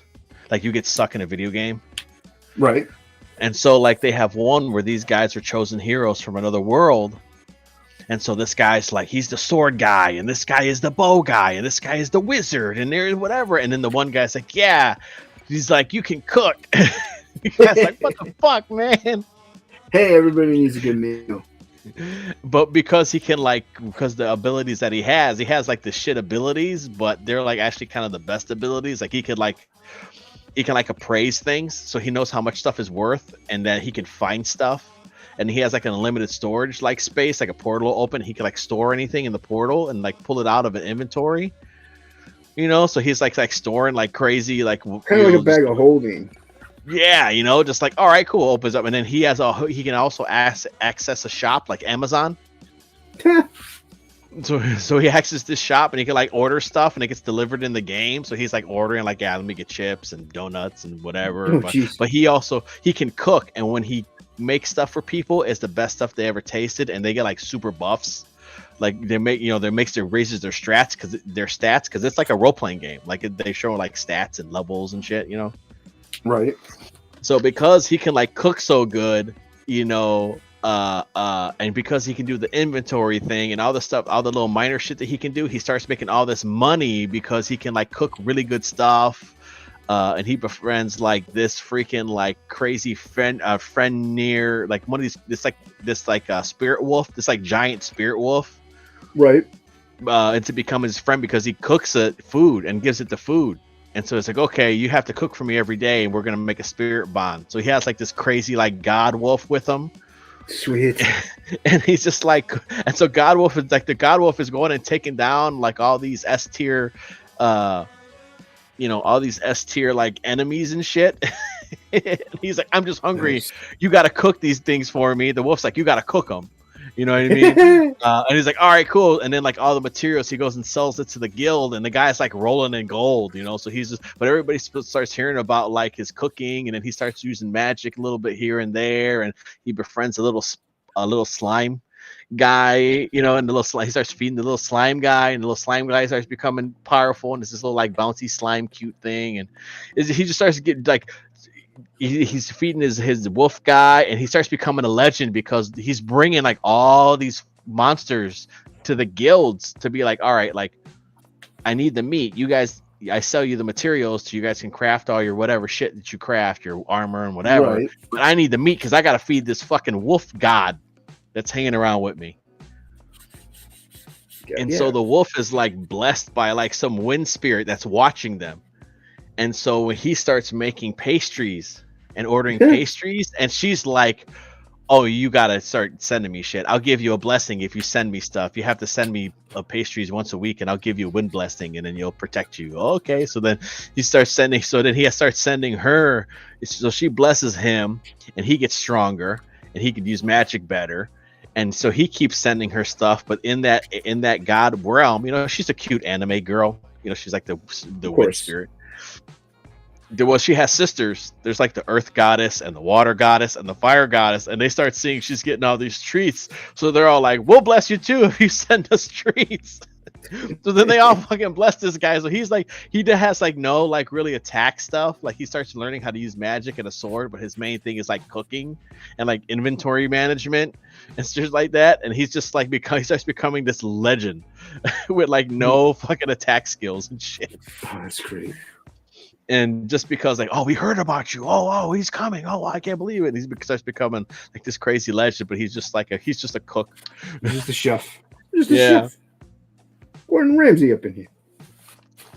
So there's like something like that could never like be in like Western media. Like we could never do something like that and be like, oh wow, like nobody would ever take a chance on that. It's too out there in a way. I mean, I don't know. Yeah, but that's, to me, that's just like, because I played D&D, to me that's just fantasy, role playing type stuff. Mm-hmm. So it sounds really cool, but yeah, I don't know. I don't know what this. I don't know if stigma is the word, but this apprehension to manga is. or the acceptance. Like people are refusing it, and it's, I don't know. To me, it just doesn't make any sense. Another form of storytelling. Just because, I mean, like I said, I never really got into it, but Yeah. it doesn't mean it's not good. Yeah, I've never really collected manga. The only ones I did collect was like Blade of the Immortal, which is a really good one. A few issues, and that's Dark Horse put it out as floppies, so they weren't Okay. like the manga size. They were actually like floppies. Right. And you can get them in the big formats now, like the big hardcover, like Berserk. They came out with Blade like that.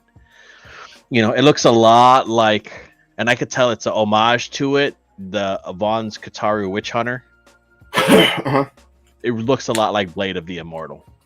I mean, Like maybe in that's terms of like just like Psycho Killers looked like a lot around me a lot like Golo Go 13. Like it's an homage to it. Like they grab cool stuff and put it together. But like if I showed you Blade and Kataro, you kind of would like just by looking at it, you'd be like, oh, okay, it's like it's about an immortal samurai or an immortal Ronin that he almost dies like doing something, and this witch brings him back to life, and he has like these bloodworms inside his body that keep him alive. So if he loses a limb, he can like put it back on.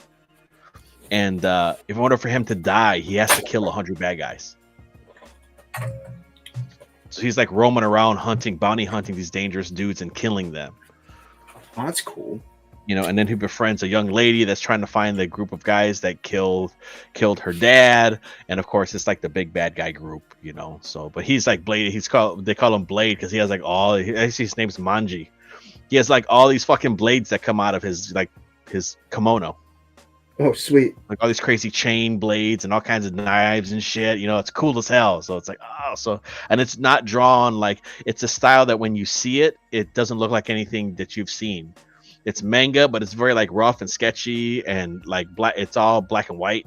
So it doesn't look like this clean, like modern anime that you see that looks all the same because they have studios just trying to pump them out, you know? Right. But that's a real neat one to look at, which you can say it's like it's a manga, but it's like manga in the sense of like what it used to be, like not like you know, and it's violent, you know, it's bloody, it's gory, you know. Right. As it should be. As it should be. You know, that's another thing that we have to accept too, is like you have different genres. Like you don't grab Spider-Man and you turn it into a slice of life. Like you don't do that. You make a slice of life comic book. You know what I mean? But they're trying to grab these IPs. They're trying to grab Batman and make it like some weird political agenda thing, or you know what I mean? It's like, no, you don't. Right. No, you make your something own. Else. Your own. Or, yeah. You know, well, the reason why they don't do that also is because they know it really won't sell. So if they make it into from an existing IP that does sell, like Batman sells. So no matter what, which is to its detriment almost. You know what I mean? It's like one of those things. It's like, if anybody's buy it because it's Batman, and if everybody's gonna buy it just because it's Spider-Man, you're kind of shooting yourself in the foot because you don't know what's not working. Yeah. And I mean, hey, I'm one of them. I buy it because I'm also like a completist. I want them. Yeah. You know, so I flip through them. I don't read them, you know, of course, but it's they don't want to make new stuff that they know won't sell, so they put it in stuff that they know does sell, and then that stuff that does sell starts to lose sales because the stuff they put in it sucks. Yeah. So that's why they don't do new IPs, because they always fail whenever they do try to make a whole fresh IP out of it, and then they wonder why they don't. Yeah, it's stupid. And even if they want to do like something new, or let's say they want to do a new character that's bisexual or gay or whatever, that's fine. But it's like they forget about like the number one rule of anything, which is make it cool. Make it cool. Girls like cool stuff too. Yeah, they do. You know what I mean? Girls like cool stuff. Girls like looking at when they want to read somebody, you know what I mean? Especially if they buy comics. That's why manga is so popular. The boys are cute. The girls are pretty. They always dress up real nice.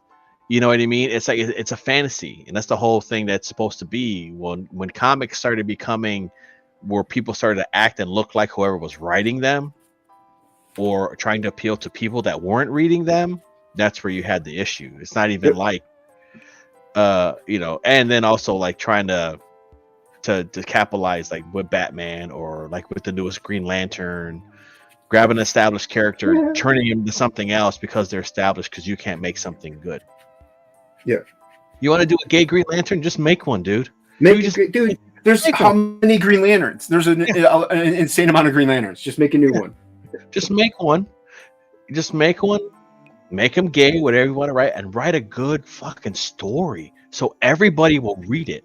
It wouldn't even matter if they're gay. That's the problem, is that you think that if they were going to write a story about a marginalized group to represent them, you think they'd do a better job writing it. You know what I mean? Like let's say I was going to write a book about Christopher Columbus or something, or right. Let's say some kind of like, let's say if I was going to if I was going to write a book about El Santo, who's like the biggest fucking luchador in Mexico that ever lived. The guy did movies. The guy made millions. Like the guy was like a real life superhero, right? If I'm going to write a book or a story about El Santo and his son, El Hijo del Santo, like, you best believe I'm going to do the research and do the best writing that I can to represent that Latino Mexican culture. Right. Not that because I'm writing El Santo, I'm gonna half-ass it and people should buy it just because it's about Latinx and Hispanic Heritage Month. You know what I mean? It's like they're not doing justice to the material. And if you're gonna represent a group of people, you better be able to put out work that deserves you representing those people, and they don't. No, it's a disservice, honestly, and that's what people would be like if people wouldn't even bat an eye if they did Alan Scott, or if they did not even Alan Scott, if they did a new Green Lantern. His son's gay, so just do a book about his son, whatever. His son, Obsidian. But anyway, do a new Green Lantern and make it good, so everybody reads it. You're doing more of a service than running around saying buy my book because he's gay. And that's the whole thing, though. That's the only thing about the character. But that's it. Dude, if anytime they mention, okay, the Alan Scott thing, let's take that for example. He's a gay superhero. Okay, just take out that first word you just said. Mm-hmm. Or even take out that word, put in straight. Like, would you think people would want to hear that? No, they don't care. They just want to hear, oh, it's a superhero who does this. This is his journey. This is what happens in his life. This is his tragedy and his overcoming that tragedy. This is, his uprising or whatever. Like, the main thing is they always say like he's like a Latin American. It's like, well, no, you don't have to say that. You don't have to say that at all. Mm-hmm. When we talk about Frog G, we're not like Frog G is a former black mechanic. Like, we're just that is totally irrelevant to the guy's character. Mm-hmm. Like, your character is not your skin tone or where you put your junk. That's not your character. Like, where your privates go, it does not mean establish who you are as a person. Yeah, your kink isn't your personality, man. Right. Now, if you're a furry, though, that's a little different, but still. Well, yeah. Well, that's what they like now. That's how these young people. It's like they're everything. It's like if you own a Jeep. Hey, man, I own a Jeep. Like, that's your whole personality. Like, I own a Harley Davidson. Like, that's all that you are, is Harley Davidson guy. Like, that's your personality. I'm like, it's the same thing, man. It doesn't count. See, Lunaverse says, just to make a good story, a piece of entertainment's main purpose is to entertain, and they forget that. Yeah. But there also another thing too is that people get hired based on their sexuality, and they want to use comics as a stepping stone to get a TV deal or a Netflix deal, or be a writer for something else. Comic books is a stepping stone instead of being its own medium, and that's what happens when you don't gatekeep. And the industry doesn't gatekeep itself. When you're not like, this person isn't good enough to write comics, or this person isn't good enough to draw comics, they're not allowed. Like, there's nothing biased about it. Look at how comics were back in the day. They were their own thing. Like, maybe they'd have lunch boxes or cartoons, but had to go It to the didn't get comic beyond shop that. if you wanted a Spider-Man shirt, dude. Like you couldn't just go to Walmart and buy a Spider-Man shirt. No. And then And be once, ridiculed on top of that too. dude, once all this bad stuff dies out, the movies die out, you'll see who the real fans were, who the real, people who love this medium are. Whenever it's, it's not what the hype is. It's not the flavor of the week. Yeah. You'll see who the true fans are in that part, and it's the people who are still buying these books, even though they just made my favorite character gay. But maybe they'll, retcon it, and he'll go back to being a sexual preference that I don't even care about, and just be cool. Yeah. Dude, even like straight romantic stories. When you were a kid, you didn't care. You don't want to read it. Like, get past this crap. We don't care. Yeah. Dude, have it there all the time. Since it started. Spider-Man and Mary Jane stuff has always been there. So it's always been there. Yeah. You know what I mean? It's no like, whoa. Yeah, if it was always like that, it's not a shock at that point. Yeah. Dude, I bought the Milestone stuff. Was fantastic when it came. Hardware was my jam, dude. They didn't have to go out and make Batman black. They created new characters that were really cool. It's not a difficult concept. They're just making it difficult. Yeah. Well, they want somebody to blame too. You know what I mean? When their book fails, because they're insecure and they're like, nobody's told them that you guys suck. Like, you're not qualified for this job. You're just not. You're not good. Instead of being, you know what, you got promise, come back with something better. They're like, oh, what's the pronouns? Oh, we'll hire you right away. It's like, no, man. Do that with any job. That's what do that with any job. Hey, you're a construction worker. Well, you don't know how to put up this wall, man, but you're gay, so we're gonna hire you. Disasters. It's written all over it. You sure do rock that lipstick, so you're hired. It's like, dude, that's the recipe for disaster. Man, even when you were in a rock band, you couldn't show up with like eyeshadow on at work. It's like, I'm in a band. It's like, I don't care. Get it off of here. You're in sales. Yeah. We need you to sell this dishwasher. Not today. Yeah, not today. Clean up on aisle 3, motherfucker. Like, yeah. This is like, what?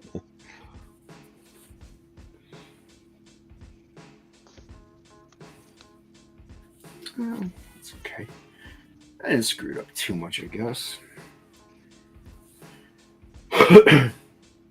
To do a video, I got to do actually 2, but I might not get 2 in because I'm not going to be back until later Monday, and I won't be able to get a video on. Nice. So are you coming back Monday, and then you're going back to work Tuesday? I don't know. I think I'm going back to work after Thanksgiving. Oh, okay, cool, man. Yeah, well, I got to go see the doctor. Oh, yeah. And he's got to approve it. But I'm assuming by then I should be okay. Because he was like, yeah, 6 more weeks, 4.5 weeks ago almost. So, that should be good now. Hoping. I mean, I getting paychecks. I'm not going to be getting paid, but and I also love just, sitting at home and drawing and working on my YouTube stuff. But I know my work definitely wants me back. So. As is, if you're not going to have to deal with any jet lag, which is nice. No, yeah. Like, going to work the next day, it's like, oh. No, I'll be. Yeah, I have topic lists the next day, but that's about it. That's at night, though. I'll be all right. I'll be okay. All right. I wanted this.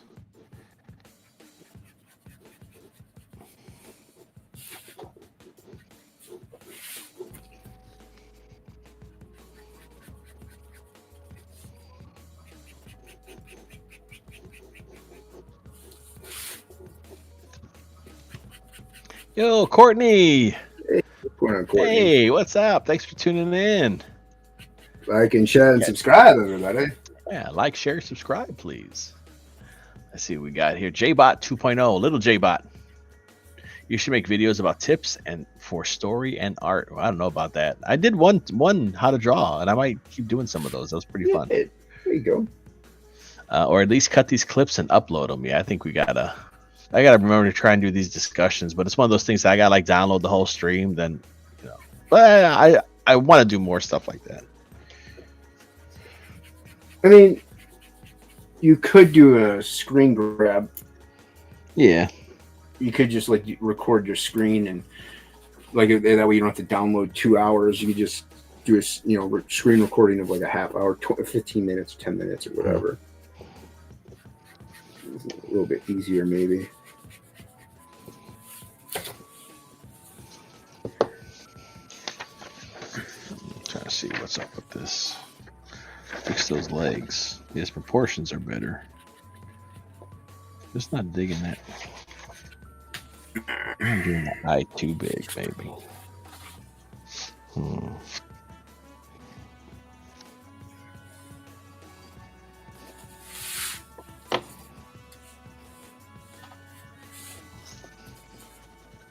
kind of want to darken this up.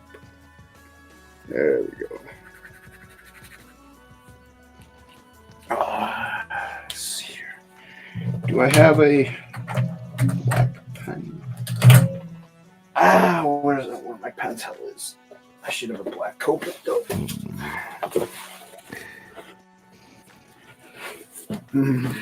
There you go, black Copic. Don't screw it up, moron. Kind of like just the line for the scar in his eye. I'm kind of just liking that.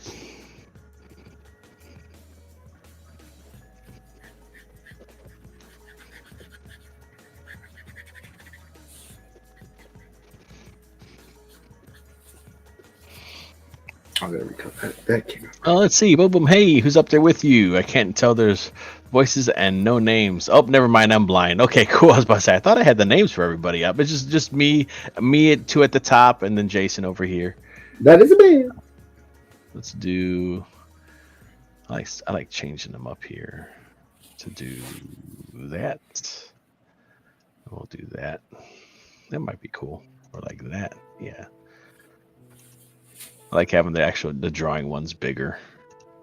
Well, that makes sense. Yeah, nobody needs to see me. I'm not doing anything interesting. Look at the top of my head. I was gonna say you're looking down. Yeah. This one's turning out pretty good. Let's see.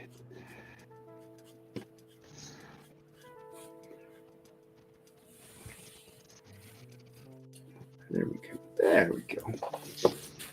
A little better now. A little more happy with it. There we go. Move the eyebrow down. There we go. Yeah, move that eyebrow down.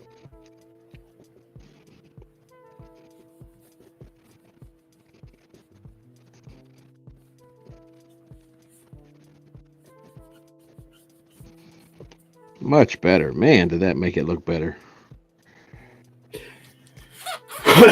Yeah, like I said, it's nice when that stuff works out.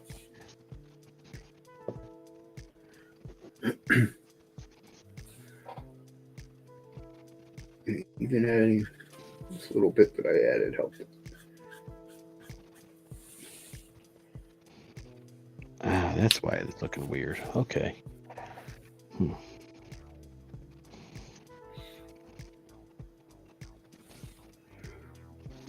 I gotta have the fur on his arms. You gotta and get legs. him, make him Move. Oh no! Don't lose the cap. No, don't lose the cap. That's the worst. Don't lose the cap. When you drop your kneaded eraser, you're like, shit. Oh, where'd dude, it it go? goes into the abyss. Forget about It's it. gone, yeah. It's gone forever. And I'm like, where'd it go? And the next day I find it chewed up from the dog. I was like, oh my God, you're going to die. You're going to die, dog. You're dead, dog. You poop out clay. This looks good. Yeah. Yeah. Courtney says yours looks great. Oh, thank you.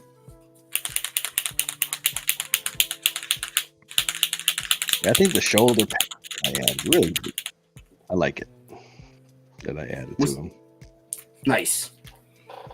Yeah, like the little shoulder pad on one like the pauldron on one shoulder.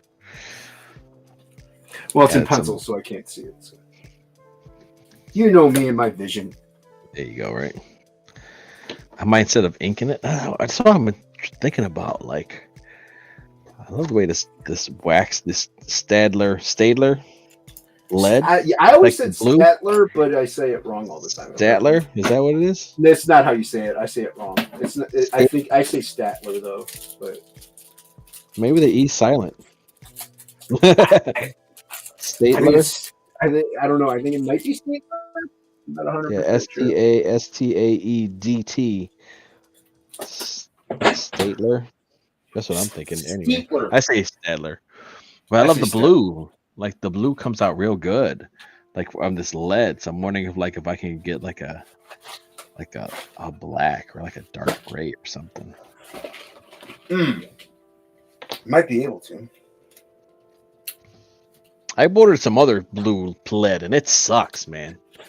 It's so soft. Like I'm sharpening it like all the damn time. It's like it's annoying. I always break mine in the lead holder. I always break my lead off into the lead holder. Yeah. Like, One that I was using was a Prismacolor blue, non-photo blue, like yeah, color pencil. that one's pretty good. Mm-hmm. Now when you sharpen all the time, but it was nice and soft. I mean, I wore that sucker down till it was like freaking, man, half an inch. Like, like it was a nub, man. I couldn't even hold it anymore. Nice. And I was like, oh, I should get one of those lead holder things, that you put the pencil in, the lead extenders. Yep. Like, yeah. I think I might do blue line on it instead of inking it. I think. Yeah, the cool. Blue Line Goblin Girls. I like that one. Yeah, that one came out so good. Yeah. Too bad Plagel's never gonna get it. I don't know what you're talking about. I didn't send anything. Yeah. Jay didn't send me nothing. I took a while to send Abra the Ninja Turtle pieces that she bought from me. So I did an ink version of that one and sent it, but it wasn't as good as the blue line. The blue line just came out so good. Sometimes that happens, man. Yeah, it's something with like the blue line and like the lead. It like has this energy to it. It's hard to explain. Well, it's also why sometimes I just do straight ink because it keeps that energy. But you can't do that with like a planned out comic. You know what I mean? Yeah. Like you just can't. Let's see if this is gonna make us all blind. Too late. Let's see. Oh, she's watching Courtney's watching on the TV. Nice. That's the way to do it. Ooh, yeah. This is gonna get And that's what I need to read chats. Read it off of the TV. Let me shut that off. Making everybody blind. Boop, boop, boop, because we're going to have to turn this down.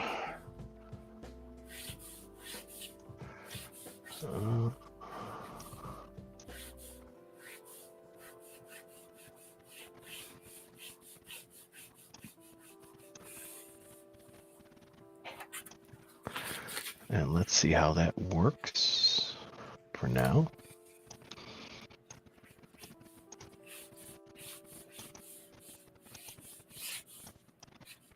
Minimize. Get out of my way. JBot 2.0 asks, is there any other things you do? Animating, painting, etc.? I'm one order away from getting a animation paper and the goofy and the bar with the 3 tabs that they lay the animation paper on.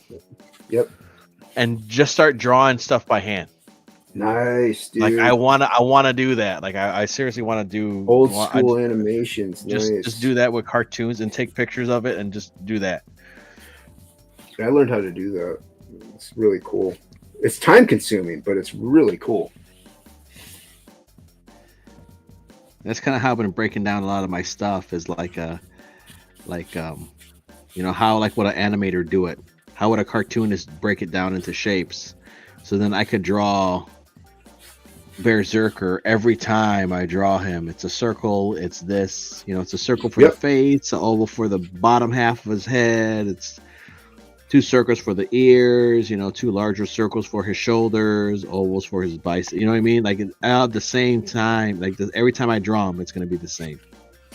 Nice. Just like Mickey Mouse. So that's what I've been breaking down my stuff. And I've been really enjoying that process. So now I just have to figure it out, like with the human form. It's a little tougher, but yeah. So it's like, I'm trying to figure out the shapes that'll work for me. So I'm doing a figure drawing class, or a figure drawing course that I downloaded from Aaron Blaze, who was a former Disney animator. And she's talking about like it's not character design, it's like basic like structure, like figure design and stuff, figure drawing, but the way they do it animation. So it's not all like 100% like, you know what I mean? It's not 100% like, well, this is like this and this is like this. It's like, no, this is your shape, this is your basic, blah blah blah blah blah, and then this is how I break them down. Yeah. And I'm like, yeah, okay, yeah, I'm in. And yeah, the human form is essentially basic shape, but it tends to get very refined if you simplify it. Okay, circles, man, circles and ovals, but it's getting that precise circle and oval that you want for each person, for whatever it may be. Yeah.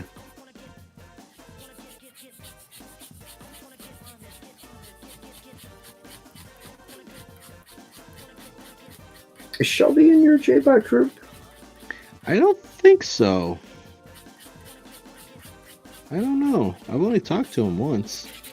Oh, I thought you talked to Shelby before. Yeah, I talked to him like maybe once or twice. We've been on the same streams and stuff, but not too much. I mean, I didn't invite him. I just don't think he's like, who the fuck's this guy? I only ask because he tends to like hanging out on draw streams so he can draw and not look at chat. You know what I mean? Like he likes hanging, he likes doing the chat, but he gets more drawing done if he's just chilling. I do the sandbag technique. I will be working on the not yet, but I will be doing the rice bag soon. Like working on that, like where the torso is like a bag of rice, like or a bag of sand. Yeah. Pillowcase. Yeah. But it's going to get to that. The course is going to get to that. That's why I haven't messed around with that. Yeah, I did some skull drawings and some basic facial structures and stuff like that I was going through, and I like his stuff because he's really good. But also he's like, yeah, man, you don't have to go to school to become an animator now. No. They don't even care. They don't care where you go. They just want to. Can you do it? All right, cool, man. Dude, I tell everybody, don't go to school for any kind of art.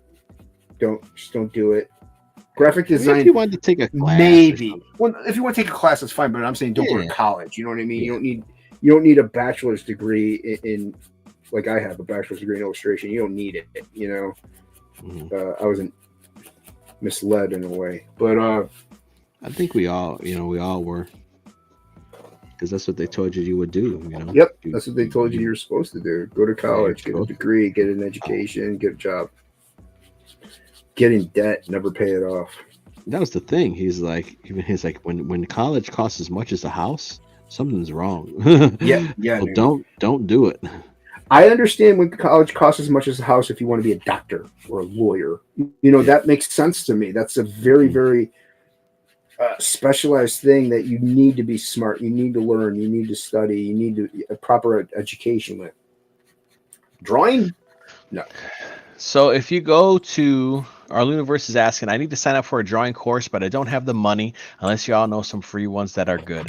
So creatureartteacher.com is Aaron Blaze's website, and that's where he sells the courses. It's a $50 course. He's always having sales. I think I paid like $5 for it.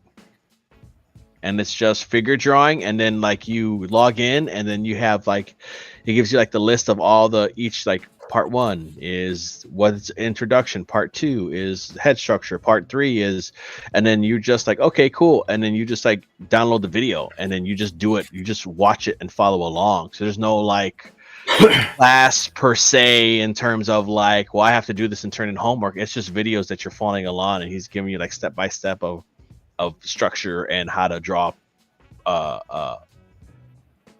people and things like that. No, He has tons of stuff on animals and all types of shit too. But they're always having sales. Now, even if you can't afford that, one person I recommend is Dan Lawless. How to Draw by Dan Lawless, I think it is. Yeah. He's got some great tutorials on. I mean, it is mostly the human anatomy, but it's still really good. Also, just you could look that up too. Vinny Tartamelli, he's got a thing called Basic Training. I think he did. Well, not I don't know, that was Wizard, but still, he has something like Basic Training where he did a bunch of videos on how to draw, people and stuff like that. So there's other YouTube like videos you can look up if you can't afford even that, like Jay was saying. So. There's ways around it. It's where you don't need to go to college. But Aaron is coming from an animator's perspective. He's an artist too. So like, don't get me wrong. I mean, the guy can draw his ass off. A lot of animators can stuff, paint and everything. So, but he's kind of breaking down the animation stuff for it. And that's the thing. You kind of should know how to draw, but almost before you animate in a way. Just because like animators are some of the best artists there are. They really are. They're phenomenal. So like when I went to college, dude, I can't count how many of the people that were in the animation classes that I just destroyed at drawing, even animated style. I annihilated them because they didn't know how to draw. Mm-hmm. Because they were counting on probably computer techniques and stuff like that. It's like, no, you got to know how to draw. Yeah. Yeah, Aaron's one of the OGs. And that's why I like his stuff. He worked on like Little Mermaid, Beauty and the Beast, Aladdin. Nice. Isn't that who Billy took some of those courses? Yeah, he says he has all the courses. He's going to send them to me if I ask him for it. He says he bought all of them.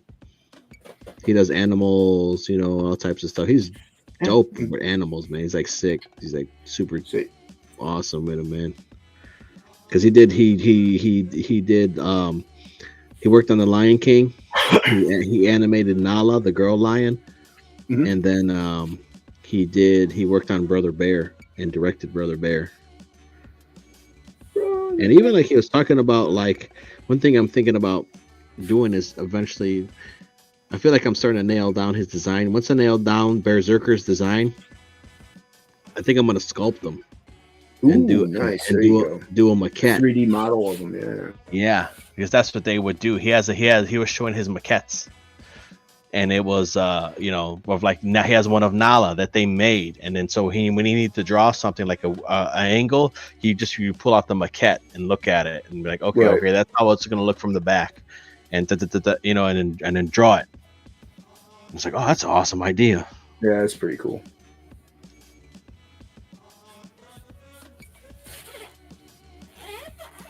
Let's see. Aluniverse says, I'm still pressured to go to college by my parents. They got the mindset, you go to college, get a real job. They want me to have a career outside the arts. Well, what kind of real job are you going to be getting? True. Now, are you talking college are you talking college like college? Are you talking like trade school, which is definitely a smarter thing to do and fall back on because it's more Dude, trades will always be in demand. Carpentry, auto mechanics, fixing things always will be. There's no electrician. Forget about it. It's not glamorous. It's not glamorous, but at the same time, it's like high paying. They always need them. They're always looking for people. They pay very well. You'll have job security, especially if you get a good job. You'll probably be in some kind of union, depending if you do like drywaller or pipe fitting or something like that or whatever. Yep. But that's the problem, is that people want to look down at trades like they're like they want to poo-poo them, but it's like those are the people that are making money right now. In arts, it's a very, very risky. Yeah, it's a very I understand where your parents are coming from. I really do, but never give up on the art thing ever. I say, like, even if it's a side hustle or a side gig or a side gig. Mm-hmm. Don't quit everything. I can't say don't quit everything you do and try, because there's plenty of people who make it by doing that route, but it's no longer that's no longer how it used to be. Before you just stop doing everything you're doing, just focus on this. And submit your submissions to like an animation field or a company or something, and then you get picked up. It's not like that anymore. Mhm. So it's very, very cutthroat and very difficult. And yeah, I don't know. I mean, like I said, college. What kind of college? So that was the whole thing. Yeah. Do you know what you want to do? That's the thing. You know what you want to Yeah. do. Is there something that you want to do? Like, listen, I want to be a marine biologist. Go to college. I want to be a zoologist. Go to college. Go to But if you're college. like, I don't know what I want to do, but I'm going to go to college to figure it out. No, don't do that. Don't do that.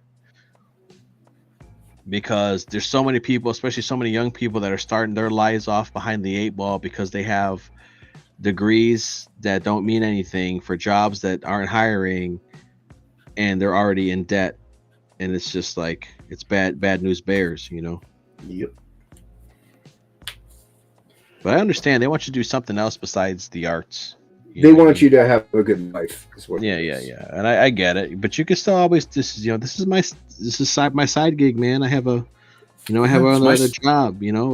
I've always had another job. Doesn't mean you have to stop. And in fact, it gives you more security when you have an actual, when you have a main source of income.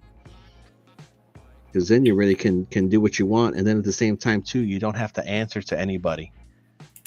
That's another thing. You don't have to. I have to draw this because I have to draw 80 SpongeBobs because I have to draw 80 SpongeBobs. Like, if you don't have to, you do shit on your own terms because you don't have to. It's not your primary source of income. That's kind of like what I'm enjoying working on Berserker. I'm in no rush to put it out because I don't have to be, because I don't have to put out a book. Right. When it's ready, it's ready. It's the kind of the luxury you get if you have another, if this is your side gig.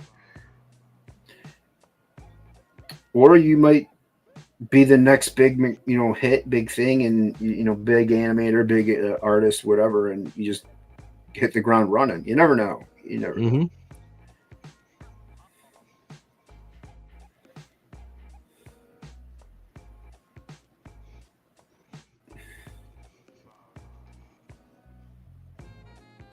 I can't spell. Yeah, I think this thing is done. I need to get some paper clips so I can clip this thing together. Hate when they shift and I'm like, all right, where's my lines at? Yeah, that's what those 3 prong things, those help so much with that. Yeah. I'm gonna get, this thing was like, this little light thing was like $10-12, So I'm gonna think I might get another one and just use like some sticky tape or something and put the little three prong thing on one of these. That'll work. And then there you go, animation table. Though those ones that they have are really nice. Yeah, but a custom made one is just as good. Just as good. Yeah. I like that. So the Aaron Blaze guy, he was talking about his desk, and so when they were doing animation in Orlando, that's where he was doing his animation at. And when he retired, they were starting to get rid of the desks, so he was able to keep his desk, and he had it taken apart, or either he had it shipped to him or he went and picked it up. And so he has his 30, where he worked at Disney for 30 years. He has his desk at his house. Wow. That's cool. It is badass. Like, this thing is like a fucking tank, man. It's like super thick. That super thick, like 70s desk wood. Yeah, dude, I know what you're talking about. Like drawers upon drawers slide out of the sides and shit. Like, oh nice. man. And then he has the ring, it has the light ring that you lift up the ring, and it has the light bar back there, and then it slides in place. Like, it's like, dude, man, talk about the perks, dude. Yeah, that's cool, man. It's like, oh, dude. But you can get they have those, but they're like, I think like 200. Like, you can get like one that folds up, and it's like a ring that you put it on. But I think it's like 100. They're like maybe like $200. Yeah, that stuff gets, dude. Our tables in general get expensive. Yeah, I've had this. This is my brother's. I've had this for like 20 years, dude. It's a monster. Yeah, I bet you never let it go, man. They don't make them like that anymore, dude. Well, it's I mean, it's an incline art table, you know what I mean? But it's just so ginormous. It's ridiculously, like, there's no reason it needs to be this big. What am I going to draw? I have drawn on 18 by 24 paper before, and it fits it nicely. You know what I mean? Like, so that is nice, but I don't work that big all the time. So, but yeah, dude, this thing is caked in ink because I never clean it. And it's got character, man. I had one that we ended up when we moved and I moved out and I left it at my parents' house, and eventually they kind of, nobody was really drawing or anything, and so they kind of got rid of it. But this thing was another one. It was one of those old ones that had a probably was more like a drafting table. Yeah, it had like cranks. So it had like two things on the side, and you can actually like raise the whole thing or lower it, and then it had a metal crank that you would crank to bring it up or angle it. Yeah. Yeah, it had a crank, and man, that thing was a beast. Yeah, I had one that was a crank at one point too, but it broke after a while. But it was an old table. Yeah, but yeah, you had to crank the freaking thing. It's like, really? It's ridiculous, dude. Yeah, but that's the thing. Like, dude, I went just to see, like, because actually this thing is missing the tray, the metal tray that holds the artwork. So really what I have done is I taped like I think a couple rulers together, and I tape them down at the bottom.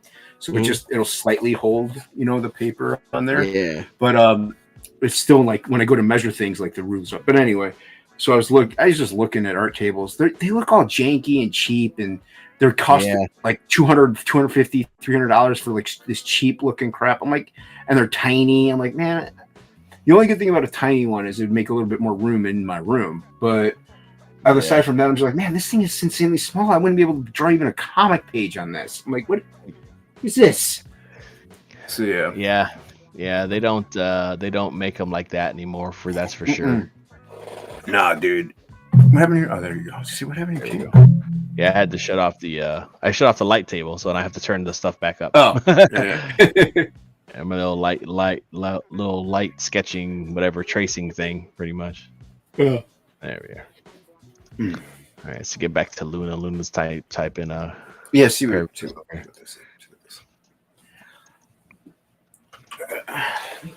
right, I'm making a portfolio right now. Is there any tips and opinion on them? I have no idea, man. Jason might know more about that. That totally depends on the portfolio. Are you going for animation? If you're going for animation, are you going for character animation? Are you going for background design? Are you going for background design? Are you going for environments? Are you going for digital to traditional? Like, I mean, there's a billion things I could say. Generally, what you want to do is have, let's say you have 5 pieces in a portfolio, right? This is just a total, like, when you're showing, I'm going to go from a comic book artist perspective. Okay, so I'm showing my panel artwork comic pages.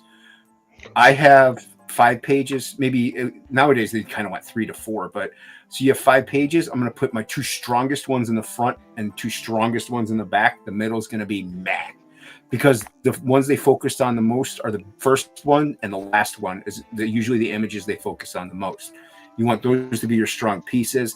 The middle, you don't want it to suck, but you want it to be like the stuff that is just like stuff that you do, like filler or whatever. So that's the general rule. Like I said, as far as like what, I don't know, are you going for like animation? Do you have a demo reel? Like, do you even have like a slight like wireframe animation that you build up? There's so many questions involved. Like as far as just a regular portfolio, it can get pretty insane. And also, you're going to hear no a lot. You're going to hear work on this, work on that a lot. Don't let it discourage you. Listen to it. Take that constructive criticism. Don't be like, oh, I guess my stuff sucks, or ooh, that guy's a jerk. It's like, no, they're actually trying to help you, believe it or not. Even people like Neil Adams or who would just sit there and be like, your stuff's garbage, or whatever, and they would tell you how it's garbage. It's like, yeah, they're actually giving you gold. They're telling you what to fix. So yeah, don't get discouraged. But yeah, what kind of portfolio does depend on. Yeah, if they even, I don't even know. It depends. Like, yeah, it depends what portfolio and where you're taking it and who you think's going to look at it or whatever too. So that's a big thing as well. Yeah, gotta get like a brush for this dang things. Now this pencil shavings all over my desk. Yeah. All right, let's see. Luniverse says, yeah, that's true. I don't know what I want as a career outside of writing, animation, or drawing. I agree with what you're saying. I just don't know what kind of career I would tolerate the most. Yeah, I mean, at the same, like I said, I mean, if they want you to do something, Luniverse, get a job. Yeah, I don't know if you have a job, but get some kind of job first in the meantime, so you can kind of think what you want to go, because you just don't want to go to college and waste time and waste money if you don't know what you want to do. So, and of course, then go to community college first. And college might not be for you, dude. College wasn't for me. A lot of people, my brother, my sister, college wasn't for them, man. We're not college people. We just ain't. We just ain't. We can't sit still. It makes us boring. You know what I mean? Like I tried. I couldn't. Maybe if I went back today, I would go back and take drawing classes, but I wouldn't try and get a degree. Maybe take some writing courses. Maybe take. You know what I mean? Don't go in there and be like, I'm gonna get X, or I'm gonna get a good degree. People don't give a shit about degrees anymore. They don't care. They do not care, especially with how online learning is now. Well, once again, it does depend on what the degree is, though. Like, but I mean, but if you're like going for writing, if you want to be a writer, they wouldn't care. They wouldn't care. Let's see. Moving on. Maybe I should just think about it. I know my parents mean well. Maybe I should talk to them on helping me find my career path before I go to a 4-year college. Yeah. I mean, because at the same time, you're probably gonna have to take basics anyway. So take your basic stuff at a community college. That's what my wife did. She took her basic English, math, whatever she needed at a community college and stuff. And then when she had to go take her graphic design stuff, she went to Columbia in downtown Chicago. And make sure it's accredited courses for accredited college. Over. That way they transfer over. Yeah. Mm-hmm. Let's see. I'm at a community college, but I go for free because I'm part Indian and my dad is in the military and has benefits. But once it runs out, I need to figure out what career I need to do. I mean, I know. I guess you can only go so long, I suppose. Yeah, I mean, it also if. Look into that. If you have different ethnicities that actually help you out with scholarships, or take advantage of that. Yeah. I mean, I check that Caucasian box, so I don't really get them. But if you check another one and you're able to do it, dude, do it. I highly recommend taking advantage of those things, man, without a doubt. I would. JBot 2.0 says it's 2D art about the future, or what will be art future. Is that what your portfolio is about? Is this for a course or something, or is it just in general for you to try to get hired? So 2D. Is it like an assignment, being like, "Hey, man, like, here's an assignment for your class at the end of the year or at the end of the course or whatever. You're gonna submit a portfolio, your best stuff." Like, that's different than like, this is my portfolio if I want to go get hired at Marvel, or this is my portfolio if I want to go hired at DreamWorks or something like that. Yeah, they're all different. 2D AP art design. So it's for a class then. I'm taking it. Again, I didn't go to college, so you're not talking my language. Me not read so good. Like I said, you want your strongest stuff up front and in the end. But having honestly, you could really wow them if you had like a mini demo reel, even if it's of a wireframe animation, and they never taught you that would blow their socks off. Luna works at a grocery store right now, but you're all right. Yeah. Dude. I mean, if there's like, let's say if something like maybe creating comics or something might be something that you might want to do or something like that, maybe you can get a job at you're working at a grocery store, maybe keep an eye out for a job at like maybe your local printer. Yep. And then you can get benefits to where like, hey man, like I'm going to print my own comics, or maybe they let me print my own little books or my own newsletters or whatever. You know what I mean? So there's also, you can even do other routes to do. Maybe you can work at a silk screening place and learn how to silk screen t-shirts, or you know what I mean? There's other stuff that you could do that kind of will help in that kind of same art design vein that will eventually could contribute to that you can use somehow in your future. You know what I mean? In terms of like in your art. you know. Do like a little graphic design brochure for the place you work at. You know, like advertisements and stuff like that. When people think, and here's the thing, people also think, oh, art, comics, paintings, graphic design, it's like, laying out the catalog in like your in a magazine or something. That's actually like an art. People learn that. So like, even if it's even the people who put together the like I said, the newspaper coupon clippings, like they actually lay it out a certain way for eye movement, eye flow. There's tricks to things that people don't think about. It's not the most glamorous. It's not it doesn't sound the coolest, but it's still another thing, But hey, dude, you work honestly, man, you could even move up there. You could become the manager in the grocery store, and eventually, you're owning your own, chain of them. So anything is possible. You know what I mean? People discount like, oh, I work at McDonald's. It's like, yeah, you got a job. It's like, cool, good for you. You can actually, you're moving on up. You're doing things. That's why one of my biggest pet peeves is even like ever since COVID and stuff was that the way sometimes people would like treat people in the service industry or even like fast food people, like right after that time or like during that time where you didn't get this right or you didn't get whatever and blah blah blah blah. I'm like, these people are like here at work while you're at home because you can't go to work, and over here making your damn double cheeseburger.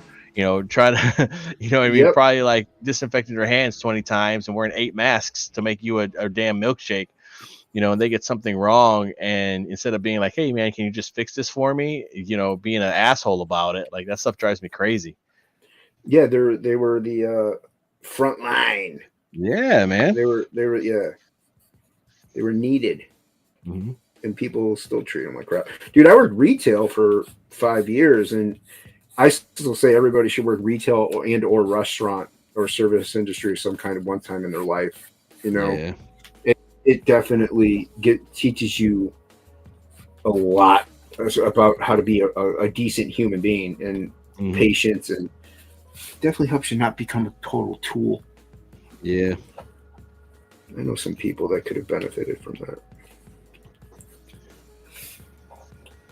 But yeah, there's nothing wrong. Like, if you happen to just work in the grocery store there's nothing wrong there, man.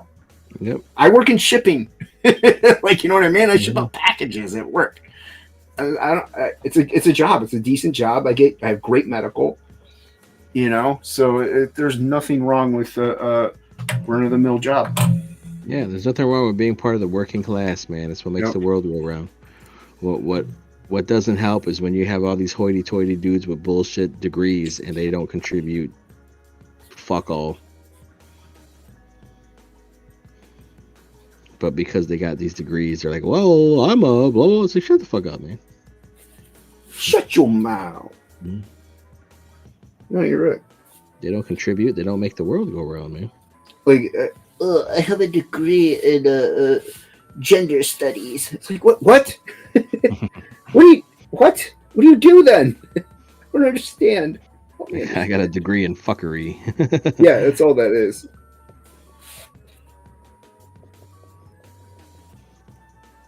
My nephew he went to a career center. He's a carpenter. He's 18 years old. He got a job right out the gate.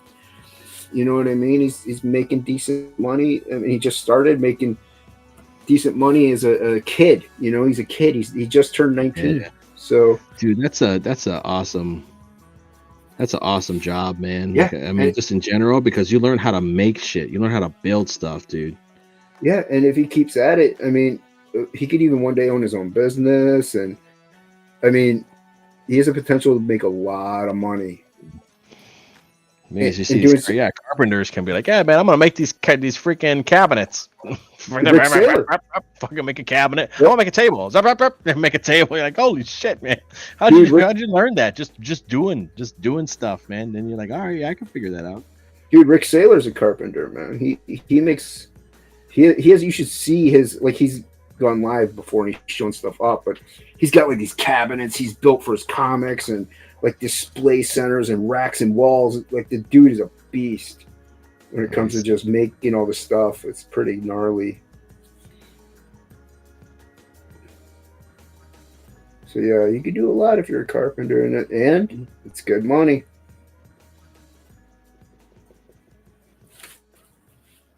Once again, though, nothing wrong with working in a grocery store, man. Nothing wrong with flipping burgers at Wendy's.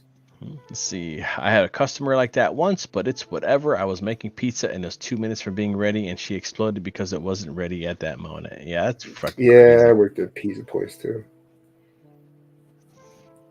Funny thing about pizza places, especially if you're delivering, usually the people who live in like trailer trash places tip the most. Yeah. People who live in mansions give you like $1. Like, thanks, man.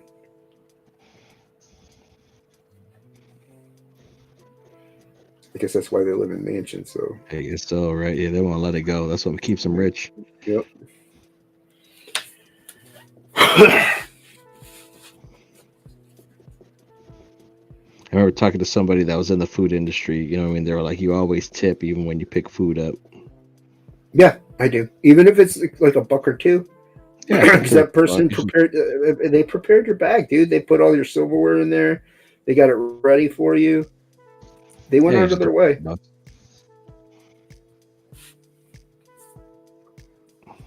Yeah, just throw them a couple bucks. They like it. Makes them feel good. I mean, it does, and I'm not like being a jerk. It makes you feel like, oh, it's kind of just like a nice offering. It's like, oh, yeah, thanks, man. Appreciate that. Yeah. Especially if you frequent that place often, they'll remember you. That's the other thing, dude. You get good service though.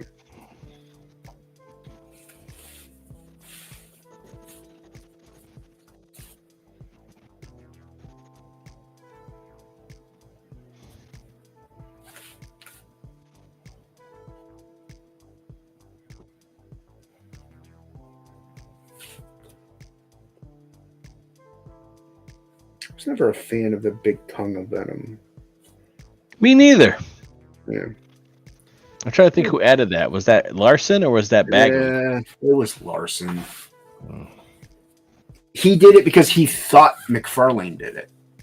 Like he thought he saw a cover where McFarlane did it. It's like he's like, no, dude, he didn't do it. You just ruined that whole thing. And everybody took it way out of proportion. I guess the drool's kind of cool, like Alien. Yeah, I like the drool. I'm not upset about the drool. So it's like that's kind of cool, but yeah, the tongue sometimes you're just like, yeah. Yeah, I mean, I put it in sometimes. Sometimes I usually omit it, but I don't make it that insane. Like he made it like it's a extra tentacle coming out of his mouth. Like, yeah, a bit much, dude. I like tentacles. I like tentacles as much as the next guy, but holy. I mean, not no hentai way, but I like tentacles. Mm-hmm. I like Cthulhu. He's dope. Yeah, right.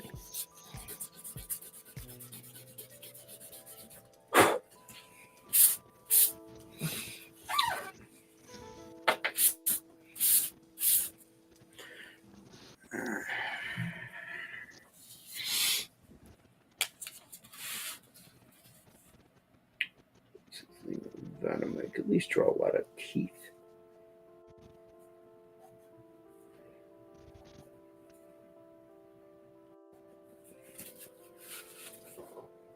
I usually do give him a lot of teeth.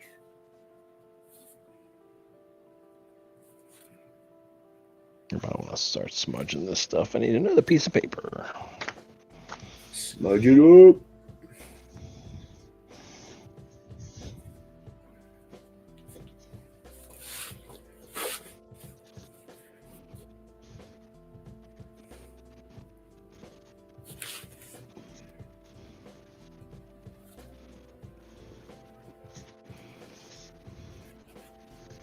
Oh, I should have did that. Now it's kind of blending in. Damn it.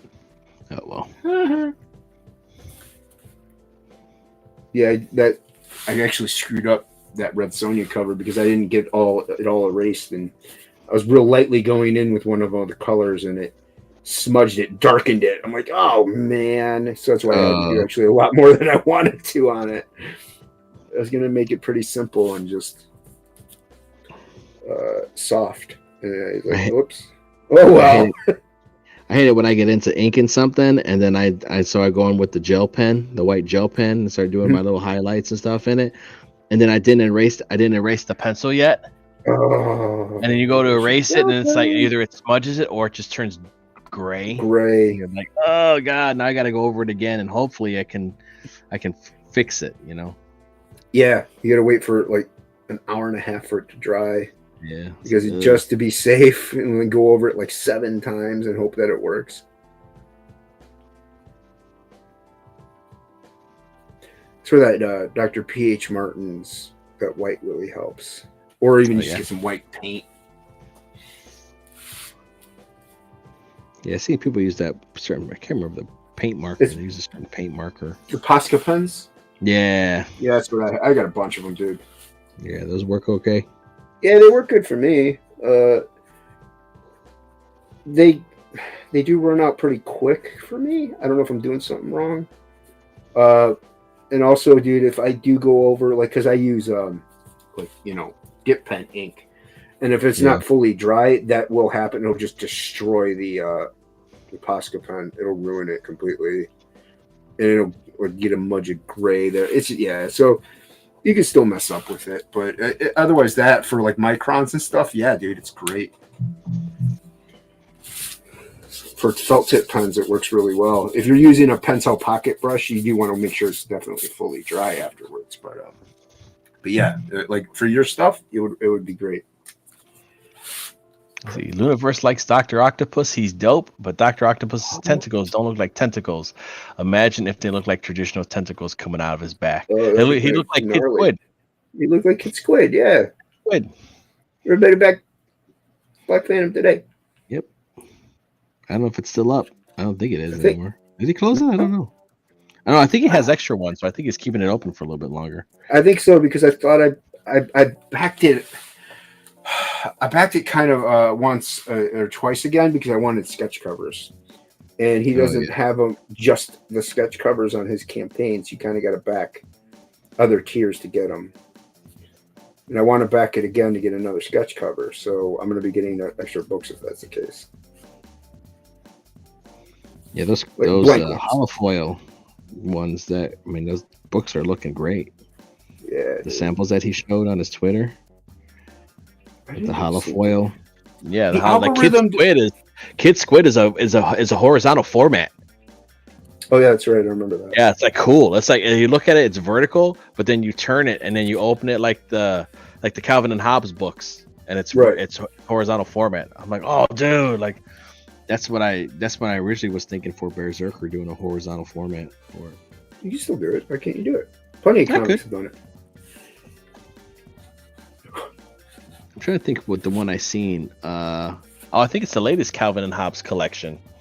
Is their horizontal format, but they're horizontal, but they come in a cardboard slide cover that you slide it in. Oh, nice. So it has a spine. You know what I mean? You slide it, and it's on the bookshelf like a normal book. But then when you pull it out, it's a horizontal format that you read. So it'll fit on the bookshelf. It's not gonna like stick out all retarded. Right.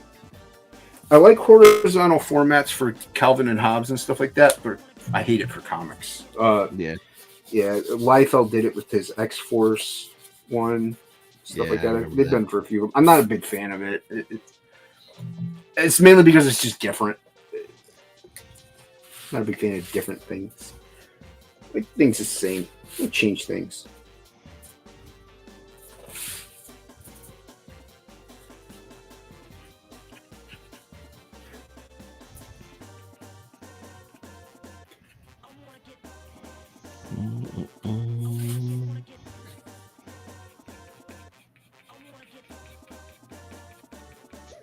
Are you off tomorrow?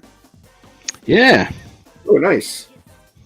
I've been taking Fridays and Saturdays off, but I can't. I got to sub one of my workers. She got sick. So I got to sub for one of my workers on Saturday, but I've been taking Fridays and Saturdays off just to kind of be around a little bit more and help my wife with the kiddo and stuff. Oh, nice. Okay. You have somebody else at the shop, or? Yeah, I mean, I have about 3 people that work for me. You know, they're kids. Right, but still. and you know, they're good kids. They could run the store. So I'm always around or a phone call away anyway. So Right.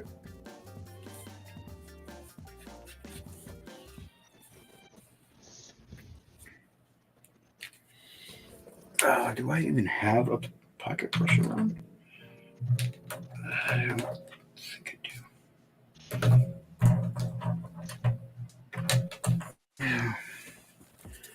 Let's see how this works.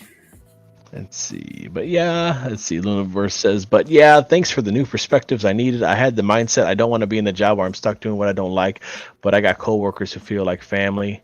I'm busy and I make pizza, which is fun. So thank you, but I got to Nice. head out and study more. Later, man. Luna. Later, bud. Thanks for coming by. I mean, I know what he like. My job, it's like I said, medical's nice, all that's nice. Not the dream gig. You know what I mean? It's not something I want to actually do my whole life. So I get where he's coming from. And yeah, at least it helps that he has people that he likes to work with. Nothing worse, dude, than stuck in a place that you hate everything and everyone. yeah.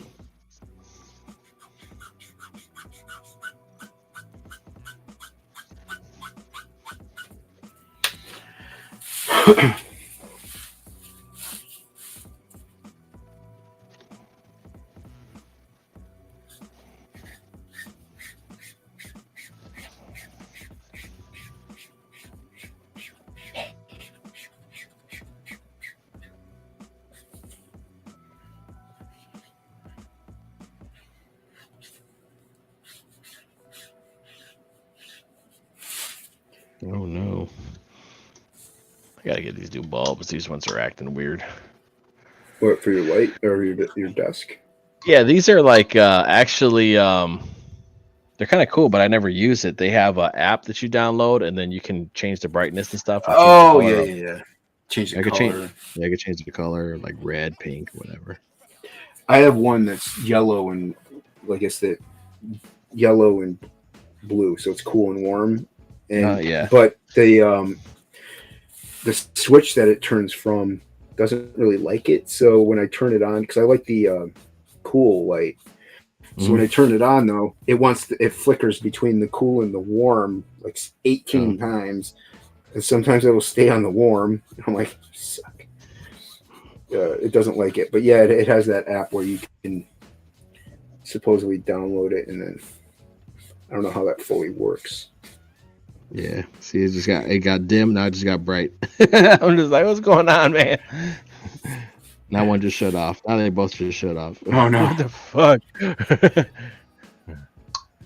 I might have to get my tablet. Got the freaking app on it. Sometimes I gotta like reset it or some shit. Oh, okay. Or maybe they just got warm. I don't know.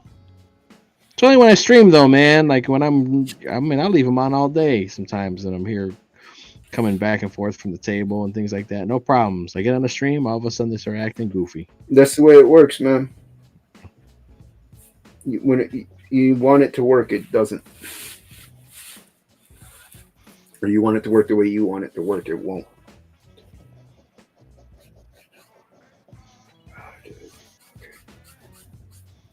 That's good.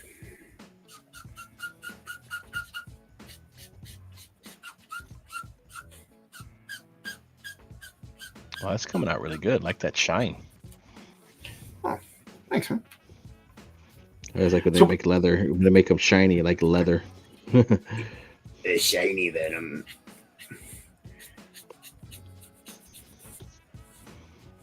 I was watching the review on that new Spider-Man game. It's like, man, it's butt, dude. They messed it up. The only thing I know they messed up was like Mary Jane. I didn't know like anything else. Pretty much they like gave her these stealth missions and she's like way OP. She's just like beating the shit out of everybody. Wait, Mary Jane is? Yeah, like They gave her like she has these stealth missions where she's like sneaking around with like a stun gun and she's just like taking out all like Craven the hunters like What? hunter minions and shit. And then like everything that they do is like, you know, they do the black suit and it's like, okay, cool. And they do Venom, but then of course Spider-Man has the black suit and who has to stop Peter Parker? Miles Morales. Okay, who No, has to of fight the course. final boss? Miles Morales. Who has to? Miles Morales. It's like, okay, cool. And then they do this whole thing where Mary Jane gets infected by a symbiote and she becomes what, Scream or some shit. Like she becomes the red and yellow Okay, yeah. symbiote. You know what I mean? That's in the comics. Yeah, I know You what know, you're the, talking the about. the first female one. And so Yeah. then they're like then it's pretty much like she's like, you make me. Then she's like pretty much belittling Peter Parker as they're fighting. Like, you've always made the decisions, and it's always been about you. But what about me? And he's like, you're so cool. Like, you're way stronger than I am. Like, blah Oh, blah blah. jeez. Just like, you know. And I'm Yeah. just like, what? What? Yeah, man, they totally cucked Peter Parker in the game, like so Nice. bad. At Nice. the end of the That's always game, good. yeah, in the end of the game, he's pretty much like, I'm gonna stop being Spider-Man and focus on myself. You're Spider-Man now, Miles. That's Of how course. the game ends. Yeah, that's how the game ends. So in Spider-Man 3, Miles Morales is gonna be the Spider-Man. You know, when you're not when you're not like running around as like taking down graffiti as some like nameless NPC as a side mission or something. Like, you're like, what the fuck? Yeah, very bizarre, man. Well, we all know Miles Morales is actually Miles Morales. Miles Morales. Miles Morales is Miles Morales. I remember Ethan. I saw it briefly. He was talking about, you shouldn't say that Miles Morales is. You should say he's Spider-Man. Then he started talking about Superman. I'm like, what? Like, he didn't really. I'm like, well, you're like, okay. I'm still gonna say that Peter Parker is Spider-Man. Miles Morales is Miles Morales because he is. Yeah. Every time you see him. Like It's in the not kids, my- even the kids cartoon, they're like in the Spidey and His Amazing Friends. It's a little kids cartoon. Uh-huh. My daughter loves it. It's Spider Gwen, Peter Parker, and Miles Morales, and they're like Team Spidey. They're like a team. And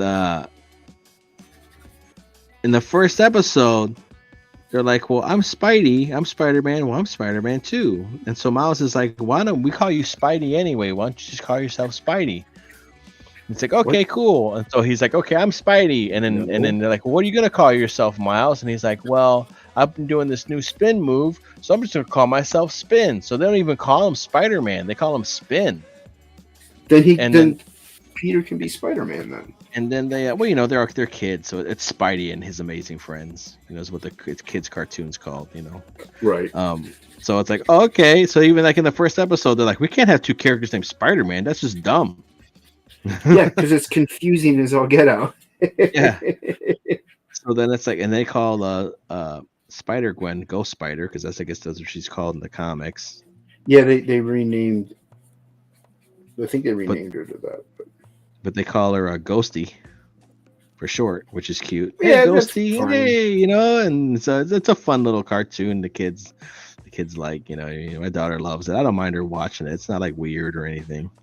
But that's the thing, like you said, like Peter is still Spidey, like he's still Yeah. Spider-Man. You know, Miles is there's nothing wrong with Miles being a Spider character or even being Spider-Man in the Ultimate Marvel universe or whatever. But once he went over to, you know, Earth 615 or whatever it is.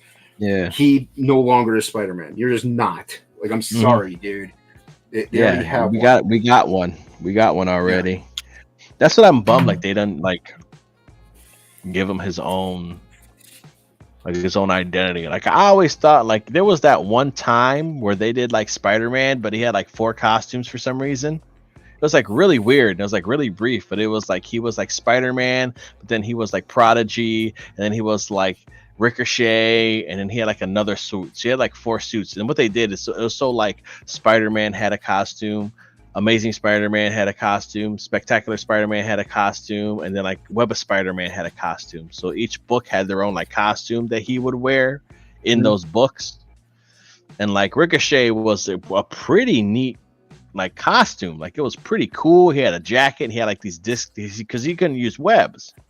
Because he was like trying to do something where Spider-Man was in hiding, so he was like doing. He had different costumes, right? And was posing as different characters, so he couldn't use the web. So he had like these discs that he would throw, and they would ricochet. Right. Off of I think I remember. Yeah, and it was like a pretty neat. It was like a pretty neat, like concept. I was like, dude, why don't they make Miles Ricochet, or like why There don't you they go. make him some kind of Offshoot. Yeah. like some kind of cool, you know what I mean? Like you don't have like a bunch of Batman fucking running around. You have Batman, Robin, Nightwing, the Signal, you know, Batwoman, Batgirl. You don't have Right. it's like I'm Batman. Well, I'm Batman too, and I'm Batman as well. There's Bat, you know what I mean? There's different It names. doesn't make any sense. Yeah. Yeah, give him his own crew of like spider people. You know what I mean? And it's like so like Miles Morales could easily do Ricochet or even, you know, spin. It's stuck in my head. It's so damn simple. That is simple, and I do get it's tough to come like, but they have it already. Trade like spin is already theirs, so they could use it. Yeah. Like what would have been cool is if he could have been called like Arachnid or something like that, or Arachkid, or something, you know, dealing with spiders. But I'm pretty sure there's a copyright taken on that already, so you can't. But and then you have to. So that's another reason why it's easier to just call him Spider-Man, because they don't have to worry about a trademark. They already have it.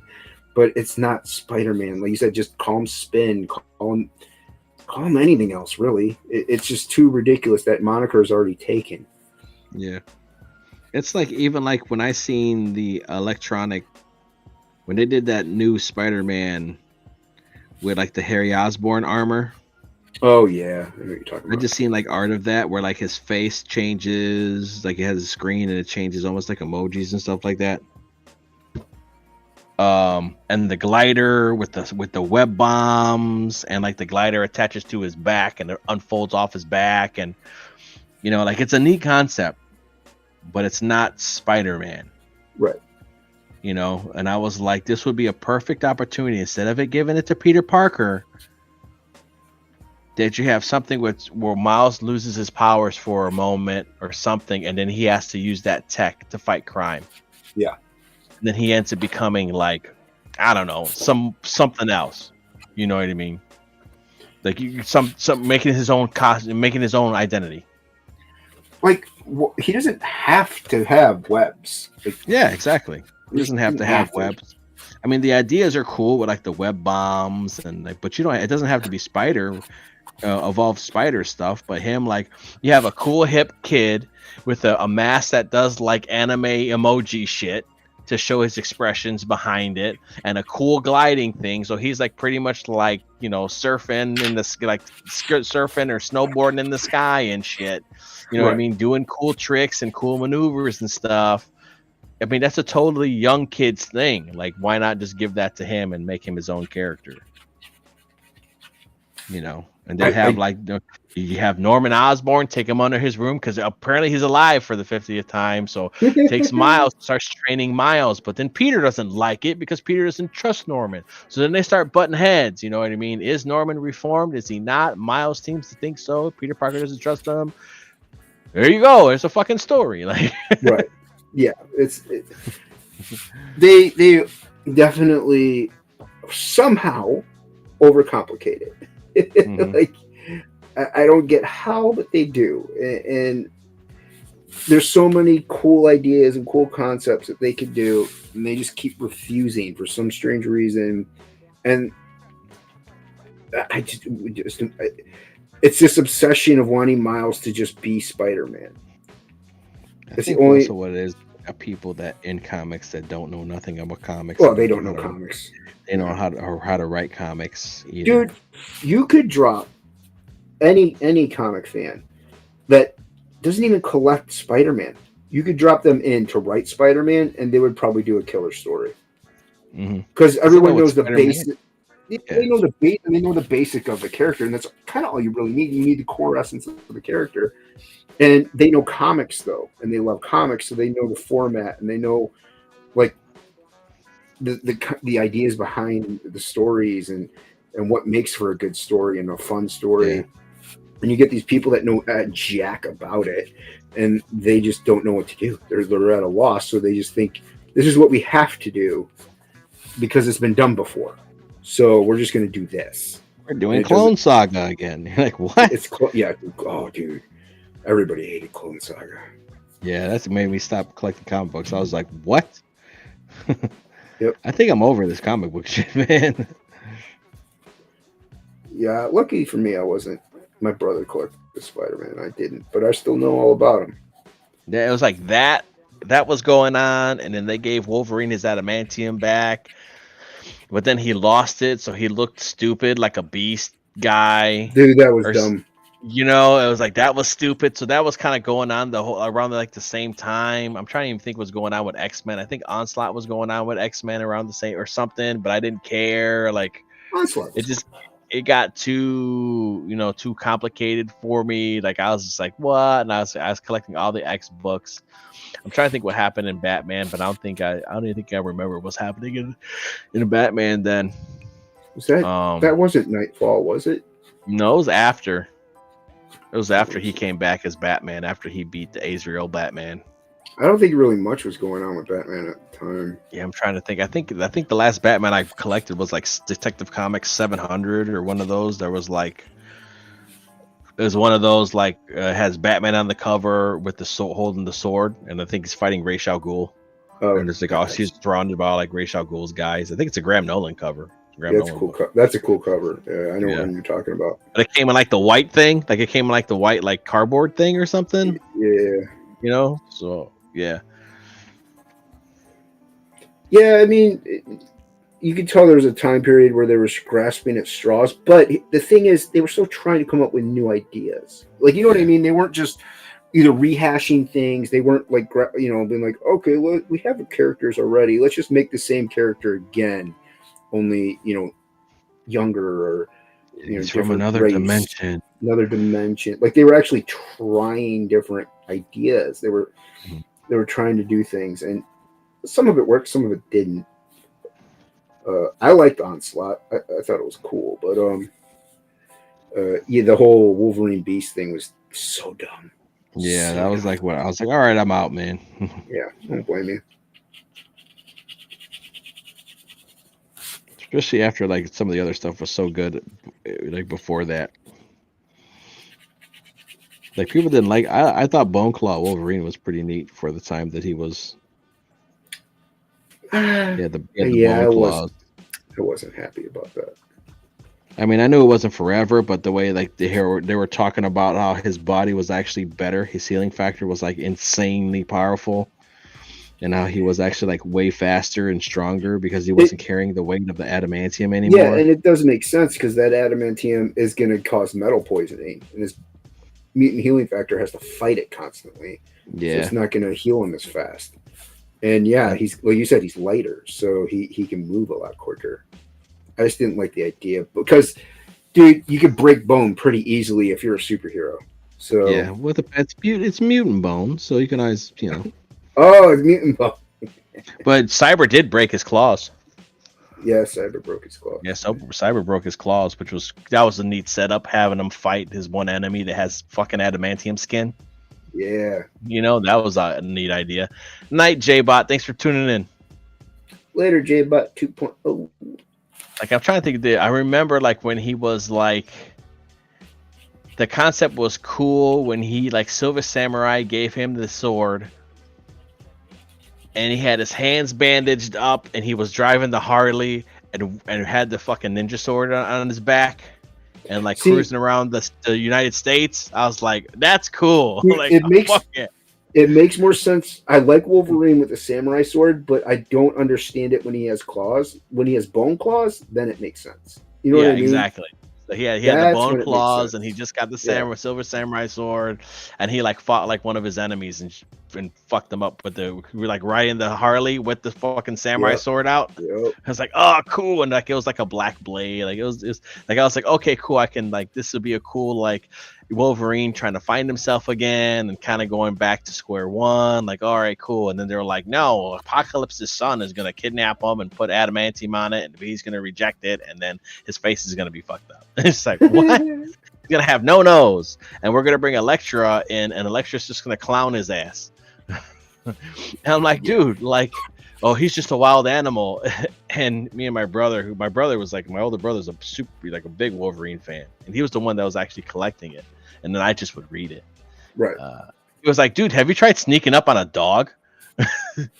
Like Elektra sneaking up on fucking Wolverine. It's like, dude, have you tried like sneaking up on like Well, dude, a wild animal? It's like, dude, you fucking can't. Like, it's hard as fuck. like Like, I do get Electro was trained by the hand. Like I get that, but Wolverine is a trained assassin as well. Like, and he has hundreds of years of experience in battle and how to sneak up on people. So with the smell, with the hearing, with the hearing and the mutant, the smelling and stuff. There's no way Elektra could sneak up on it. Yeah, like I dude, get it.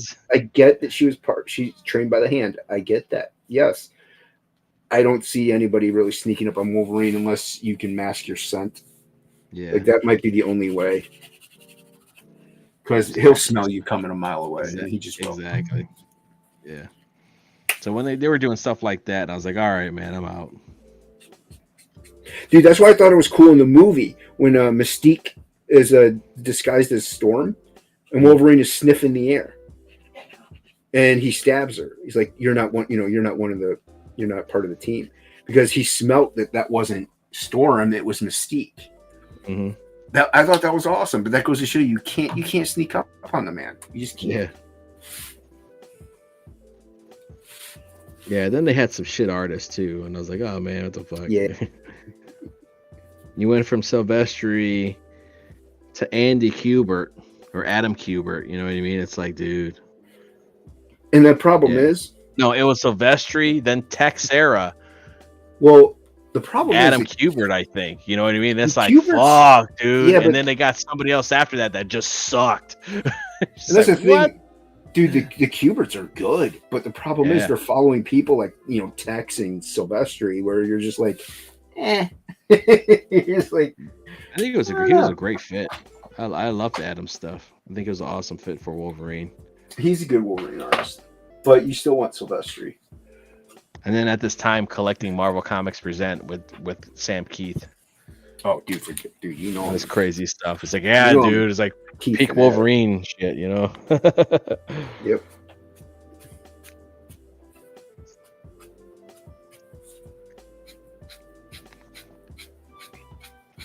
I'm surprised they put him back in the. I'm surprised they put him back in the brown and gold or whatever.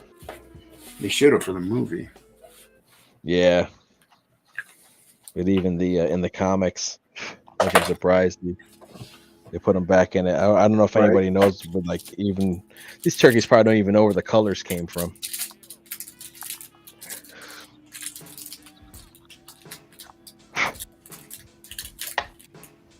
They're like, we gotta make them look different from the other. There you go again. There's two Wolverines running around.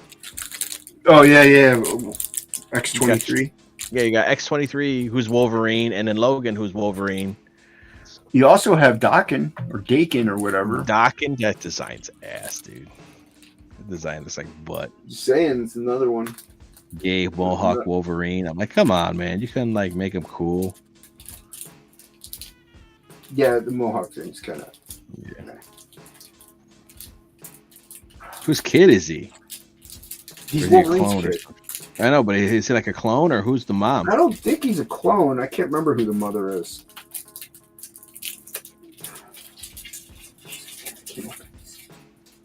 Oh, I have a knife over there. I'm an idiot. Did you hear the spoilers the big spoiler on the Marvels? Oh yeah, the Beast at the end. Yeah. Yeah. It's like that's the best you could come up with. Dude, that was rumored before the Marvels even got out, but also that's the only way for them to really introduce the X-Men is to put them in an credit scene. I mean, or you just do a fucking new movie. I don't want them to. I want them to just stop making them completely. Yeah. Wait a few years, and then release Fantastic Four versus Mole Man.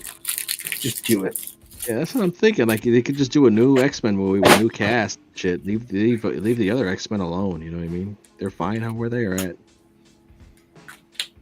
Yeah, they need to. They need to halt production on everything. Just stop. Mm-hmm. Just stop making things.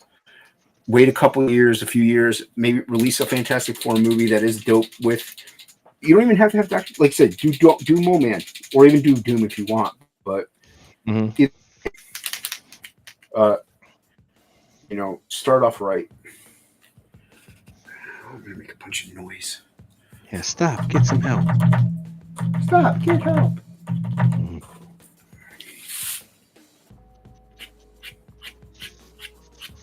Yeah, but see, I'm using the Posca pen on this thing in it. Oh yeah. See? It works really nice. So it's like a paint pen that you gotta Yeah, get the paint. You like push the yeah, thing down. Paint Yeah, in you it, push you it know? and the paint comes out. Like if you push, you pull it too much and it'll pool. But Yeah. like you say, if you get any black on it, though, wet black, it'll kind of kill it. But this is all completely dry because this is just a Copic marker.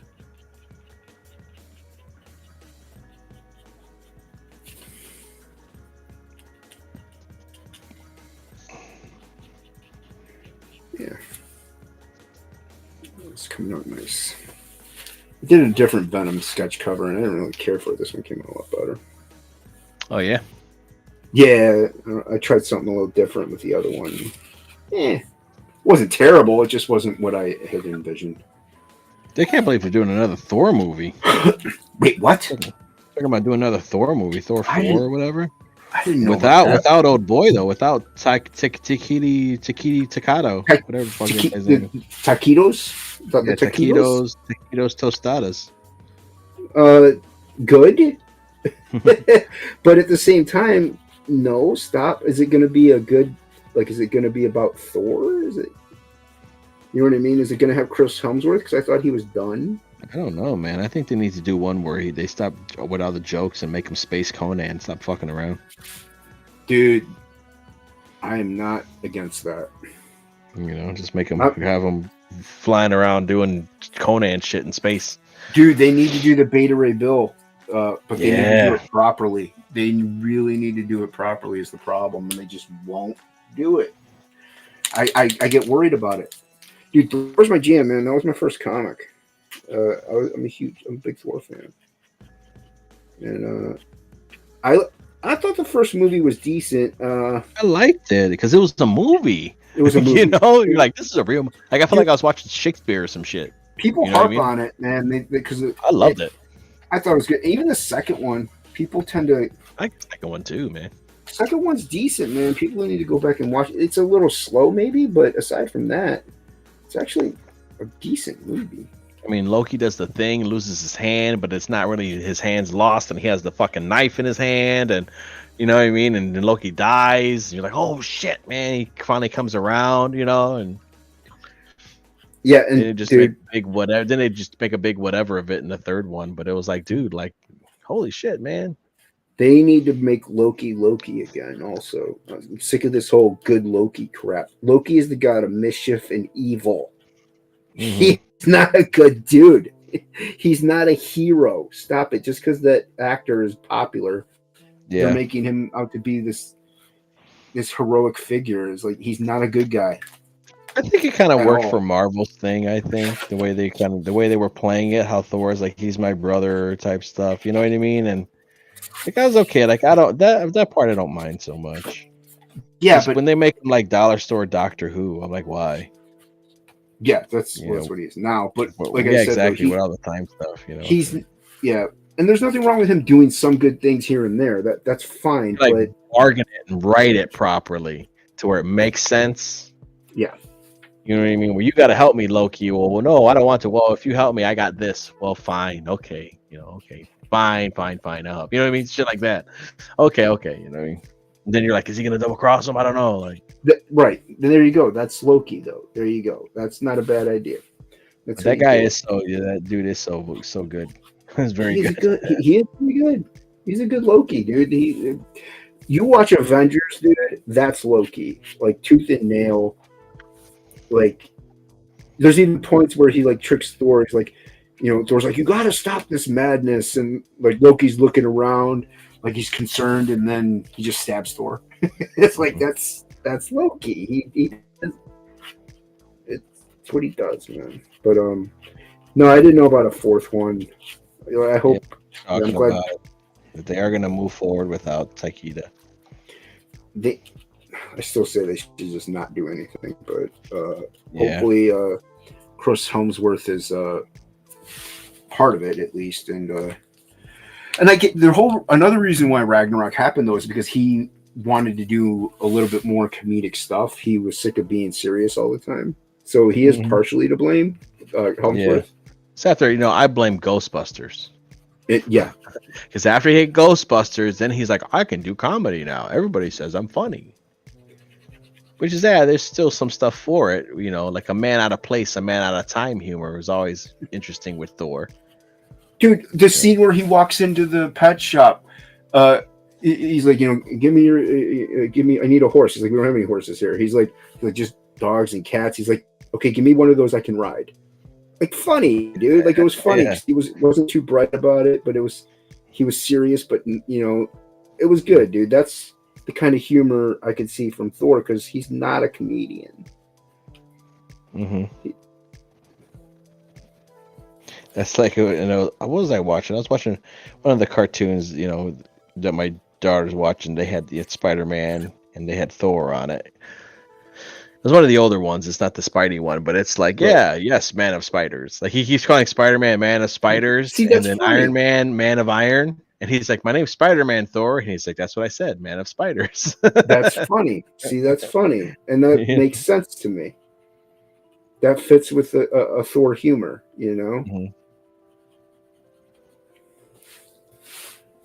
Where he's, I even think he stopped like talking like Thor, He did stop talking like Thor. It's supposed to be, forsooth, I blah, blah, blah, blah. You know what I mean? Or what? You know what I mean? Like he's right.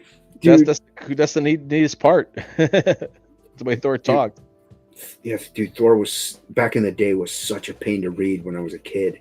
I mean, I got used to it. My brother, he couldn't pick up a Thor book because he didn't understand how to read it. But I got used to it because I was like, oh yeah, thou forsaken me. I'm like, oh, that's cool. All right, I know exactly what he's talking about. Yeah, they need to adapt the Simonson run a little bit and just do a good Thor. Because I think he, like in the newest one, from what I've seen at the end of the movie, he's kind of looking like the little bit that I've seen from the Walt Simonson Thor with the beard and the helmet that covers his eyes and the, you know what I mean? So he's kind of like, okay, like they are kind of doing well, like they put that look on him, I think they put that helmet in the the Love and Thunder one, but it was digital. I mean, it looks stupid. Yeah, that's the one I'm talking about. Yeah, Love and Thunder. There you go. Yeah, they ruined that. Dude, they could even adapt the Eric Masterson Thor. Like Thunderstrike. Play with that whole thing. There's so much you could do. Thor is more than just like you said. I would rather see like Conan in space. Like you're not wrong. That would be perfect. Like have him doing like cosmic Conan, like Dude, what I mean. Especially since they've introduced Guardians of the Galaxy, Captain Marvel. As much as she sucks, she travels throughout space, so it's not like you can't get into the space stuff now. Yeah, I mean, if you think about it, Quantum Mania could have been in space. It was just another world that's tiny, but it looked like it was like space. Yep. You're just like, okay, yeah, like all right. I didn't see it, but I saw those scenes. Yeah, me neither. But I saw. You're like, this could be on another planet. I watched Mahler's Unbridled Rage. That's what I watch. I watch those things. They're like 6 hours long. They're longer than the movie, but they give me more entertainment.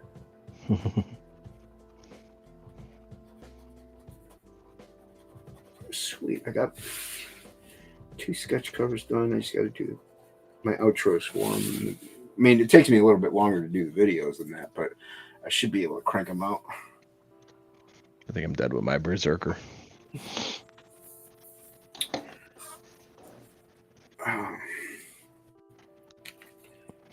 Yeah, I think that's good. Did it in blue. Did them in blue. Let me go over there. Let me go look. I gotta move crap off the chair. It's hard for me to see at my table. Oh, there we go. I gotta scan these. I got a little bit of work to do. Hopefully, get them all. I should be able to get my videos done before I have to leave. Okay. So I gotta leave around 2:30 for the airport. So Yeah, man. oh, dude, that's sick, man. Right? Came out pretty good. Yeah, it came out nice. Look at him. Here's the pencil. I just blue lined over the pencils on another page. So yeah, that came out really nice. If I could only find pencils that handle like this, I think it's the waxiness of the blue. I think like, so. Yeah. I'm able to work like that. Like if I was able to like, I might get this in another color, maybe in like a black or a gray, and see how that works. Yeah. Yeah, I like the way it feels. You know, it feels really good. Yeah, and if it could help your workflow, why not do it? Yeah. Oh, Even this would be cool. Like if I give this to somebody, you know, it's. I think this looks really neat. Yeah, dude, I like that as it is. Where's my stupid OBS? I'm gonna show you. Actually, I hit it instead of just going over. See, I actually kind of did it on both sides. Kinda, just. Oh, neat. Yeah, That's cool. give me Do a one tiny- more. Yeah. Are you gonna fill up the back with anything? No, I think I'm gonna leave it like this. Okay. So give just the implication of like his, the rest of his neck and stuff like that is there. So. Yeah. Cool. Yeah. You could do like an abstract skyline in the back or some shit just to fill the void. Like, hey, here you go. There you go. No, I don't get that. I don't get that far in depth with the sketch covers. Honestly, man, just doing faces is probably the easiest and most fun way to do sketch covers. But or just splatter. I'm gonna splatter some shit. There you go. yeah, I sometimes do add a lot of splatter. This one actually was pretty clean. The other one, she came out okay. She came out okay. Why did I tape it up? I gotta scan it. Nice. Do you put those on art auctions? Sometimes. Yeah. She came out okay. Yeah. I gotta give her a shot. I really like her design. Yeah, I mean it's just a chick with. It's just so simple, but it's just like I like when they give her like the furry gloves and the boots. Yeah. Or like give her like a cool cape, like a cool cloak, and some cool gloves and boots, and then then cheers in the chainmail bikini. You're like, yeah. Yeah, it looks hot. And but see, yeah, I don't know. I don't like when you get too much of the character in the thing. You can't do as much detail, so it's like yeah. But she came out alright. She's not too bad. But, yeah. Awesome. I think that's a good time to call it. It's 1:00 here. Yeah, it's 1 a.m. And you're gonna leave what at 2:30 a.m.? Yeah, my flight leaves at 5 something. You gotta get to the airport, a couple hours early at least. I mean, it might be like even a quarter till, but that I leave. But okay. It takes about 40 minutes to get to the airport. Ah, okay. Yeah, that'd be cool, man. I hope you guys have fun out there. Thanks, man. I hope my plane doesn't crash. Yeah, take plenty of photos, man. I'll try to. I'm not much of a photo guy, so I'll try to. Yeah, but you guys got to at least try and get one photo of all you guys together, man. Oh, I'm sure we'll get that. Yeah. Because it's the other CG meetup. Here's the other CG meetup you guys could fucking be mad about. Yeah, exactly. Yeah. Everybody can get butthurt about that. Right. There was no sex dungeons here. Or were they? We don't know. We should have gone to one. We should have gone to one. I think that's a good time to call it. I think I'm just going to go ahead and end the stream. Thanks, everybody, for watching. Thank you, Jason, for coming in. Hey, back Frog G, right? You can still back Frog G, can't you? You still back Frog G, you can still back Frog G, and you can still sign up for Absolute One Stormy Night. Nice. Thanks to myself, I guess. Yes, thanks to the J-Bots for hosting. Yeah. Let's make us normal again. There we go. We're normal now. Thanks to Luniverse for stopping by. Thanks for Odin for coming and hanging out. Yeah. It's always a good time having him coming in. Thanks for Courtney to stopping by. Rick Saylor, Lion Mill, Ray Haylock, Yeah, man. Yeah, you had a good chat tonight. Yeah, it was fun. It was a good time. I think we're picking up steam, and we're just gonna do what we do, man, and have a good time. And have fun doing it. That's the most important thing, man. You're doing what you like to do. That's all that matters. Yeah, and these are going in my little pile here, and eventually I'll just start giving away these doodles that I've been doing on these streams. Yeah, I got mine, and I would show it off, but it's all the way over there, and I don't feel like getting off. Did it arrive okay? Yeah, dude. I'll get it. I will get it. Hold on. I'm going in the stream. Yeah. I had them pack it. I was like, I brought it to the UPS store, and I was like, "Oh, they pack did this for me, motherfuckers." That was nice of them. And I told them, like, listen, I need it there by Thursday. Is what I told Dude, them. I was a little worried because I thought you sent it USPS, and so we had gotten our mail already, and I'm like, it ain't here yet. So I was a little worried, but yeah, I hate my post office, man. They're a bunch of assholes over there. I hate going there. That looks good. Thanks. Yeah. Yeah, man. Yeah, there's two in there. Well, I didn't open it yet, man. Because I'm gonna open it. Yeah. I'll open it for you. Let's do an unboxing. All right, we're doing an unbox. I'll make it big. I don't want to ruin anything. There we go. Did you tip them? Tip who? The people who packed it. No. Ah, nice of you. Nice of you. I mean, I brought it to them. They just put it in the box. I already packed. I packed all that. I packed that stuff like that. Oh, you packed this stuff. You did a good job. Yeah. Yeah, I a packed lot all of crap that in stuff. here. Yeah, man. I figured I'd throw some stickers in there. Stuck in my leg. Oh, hold on, I gotta get my glasses on. Ooh, you did it on a nice little different paper.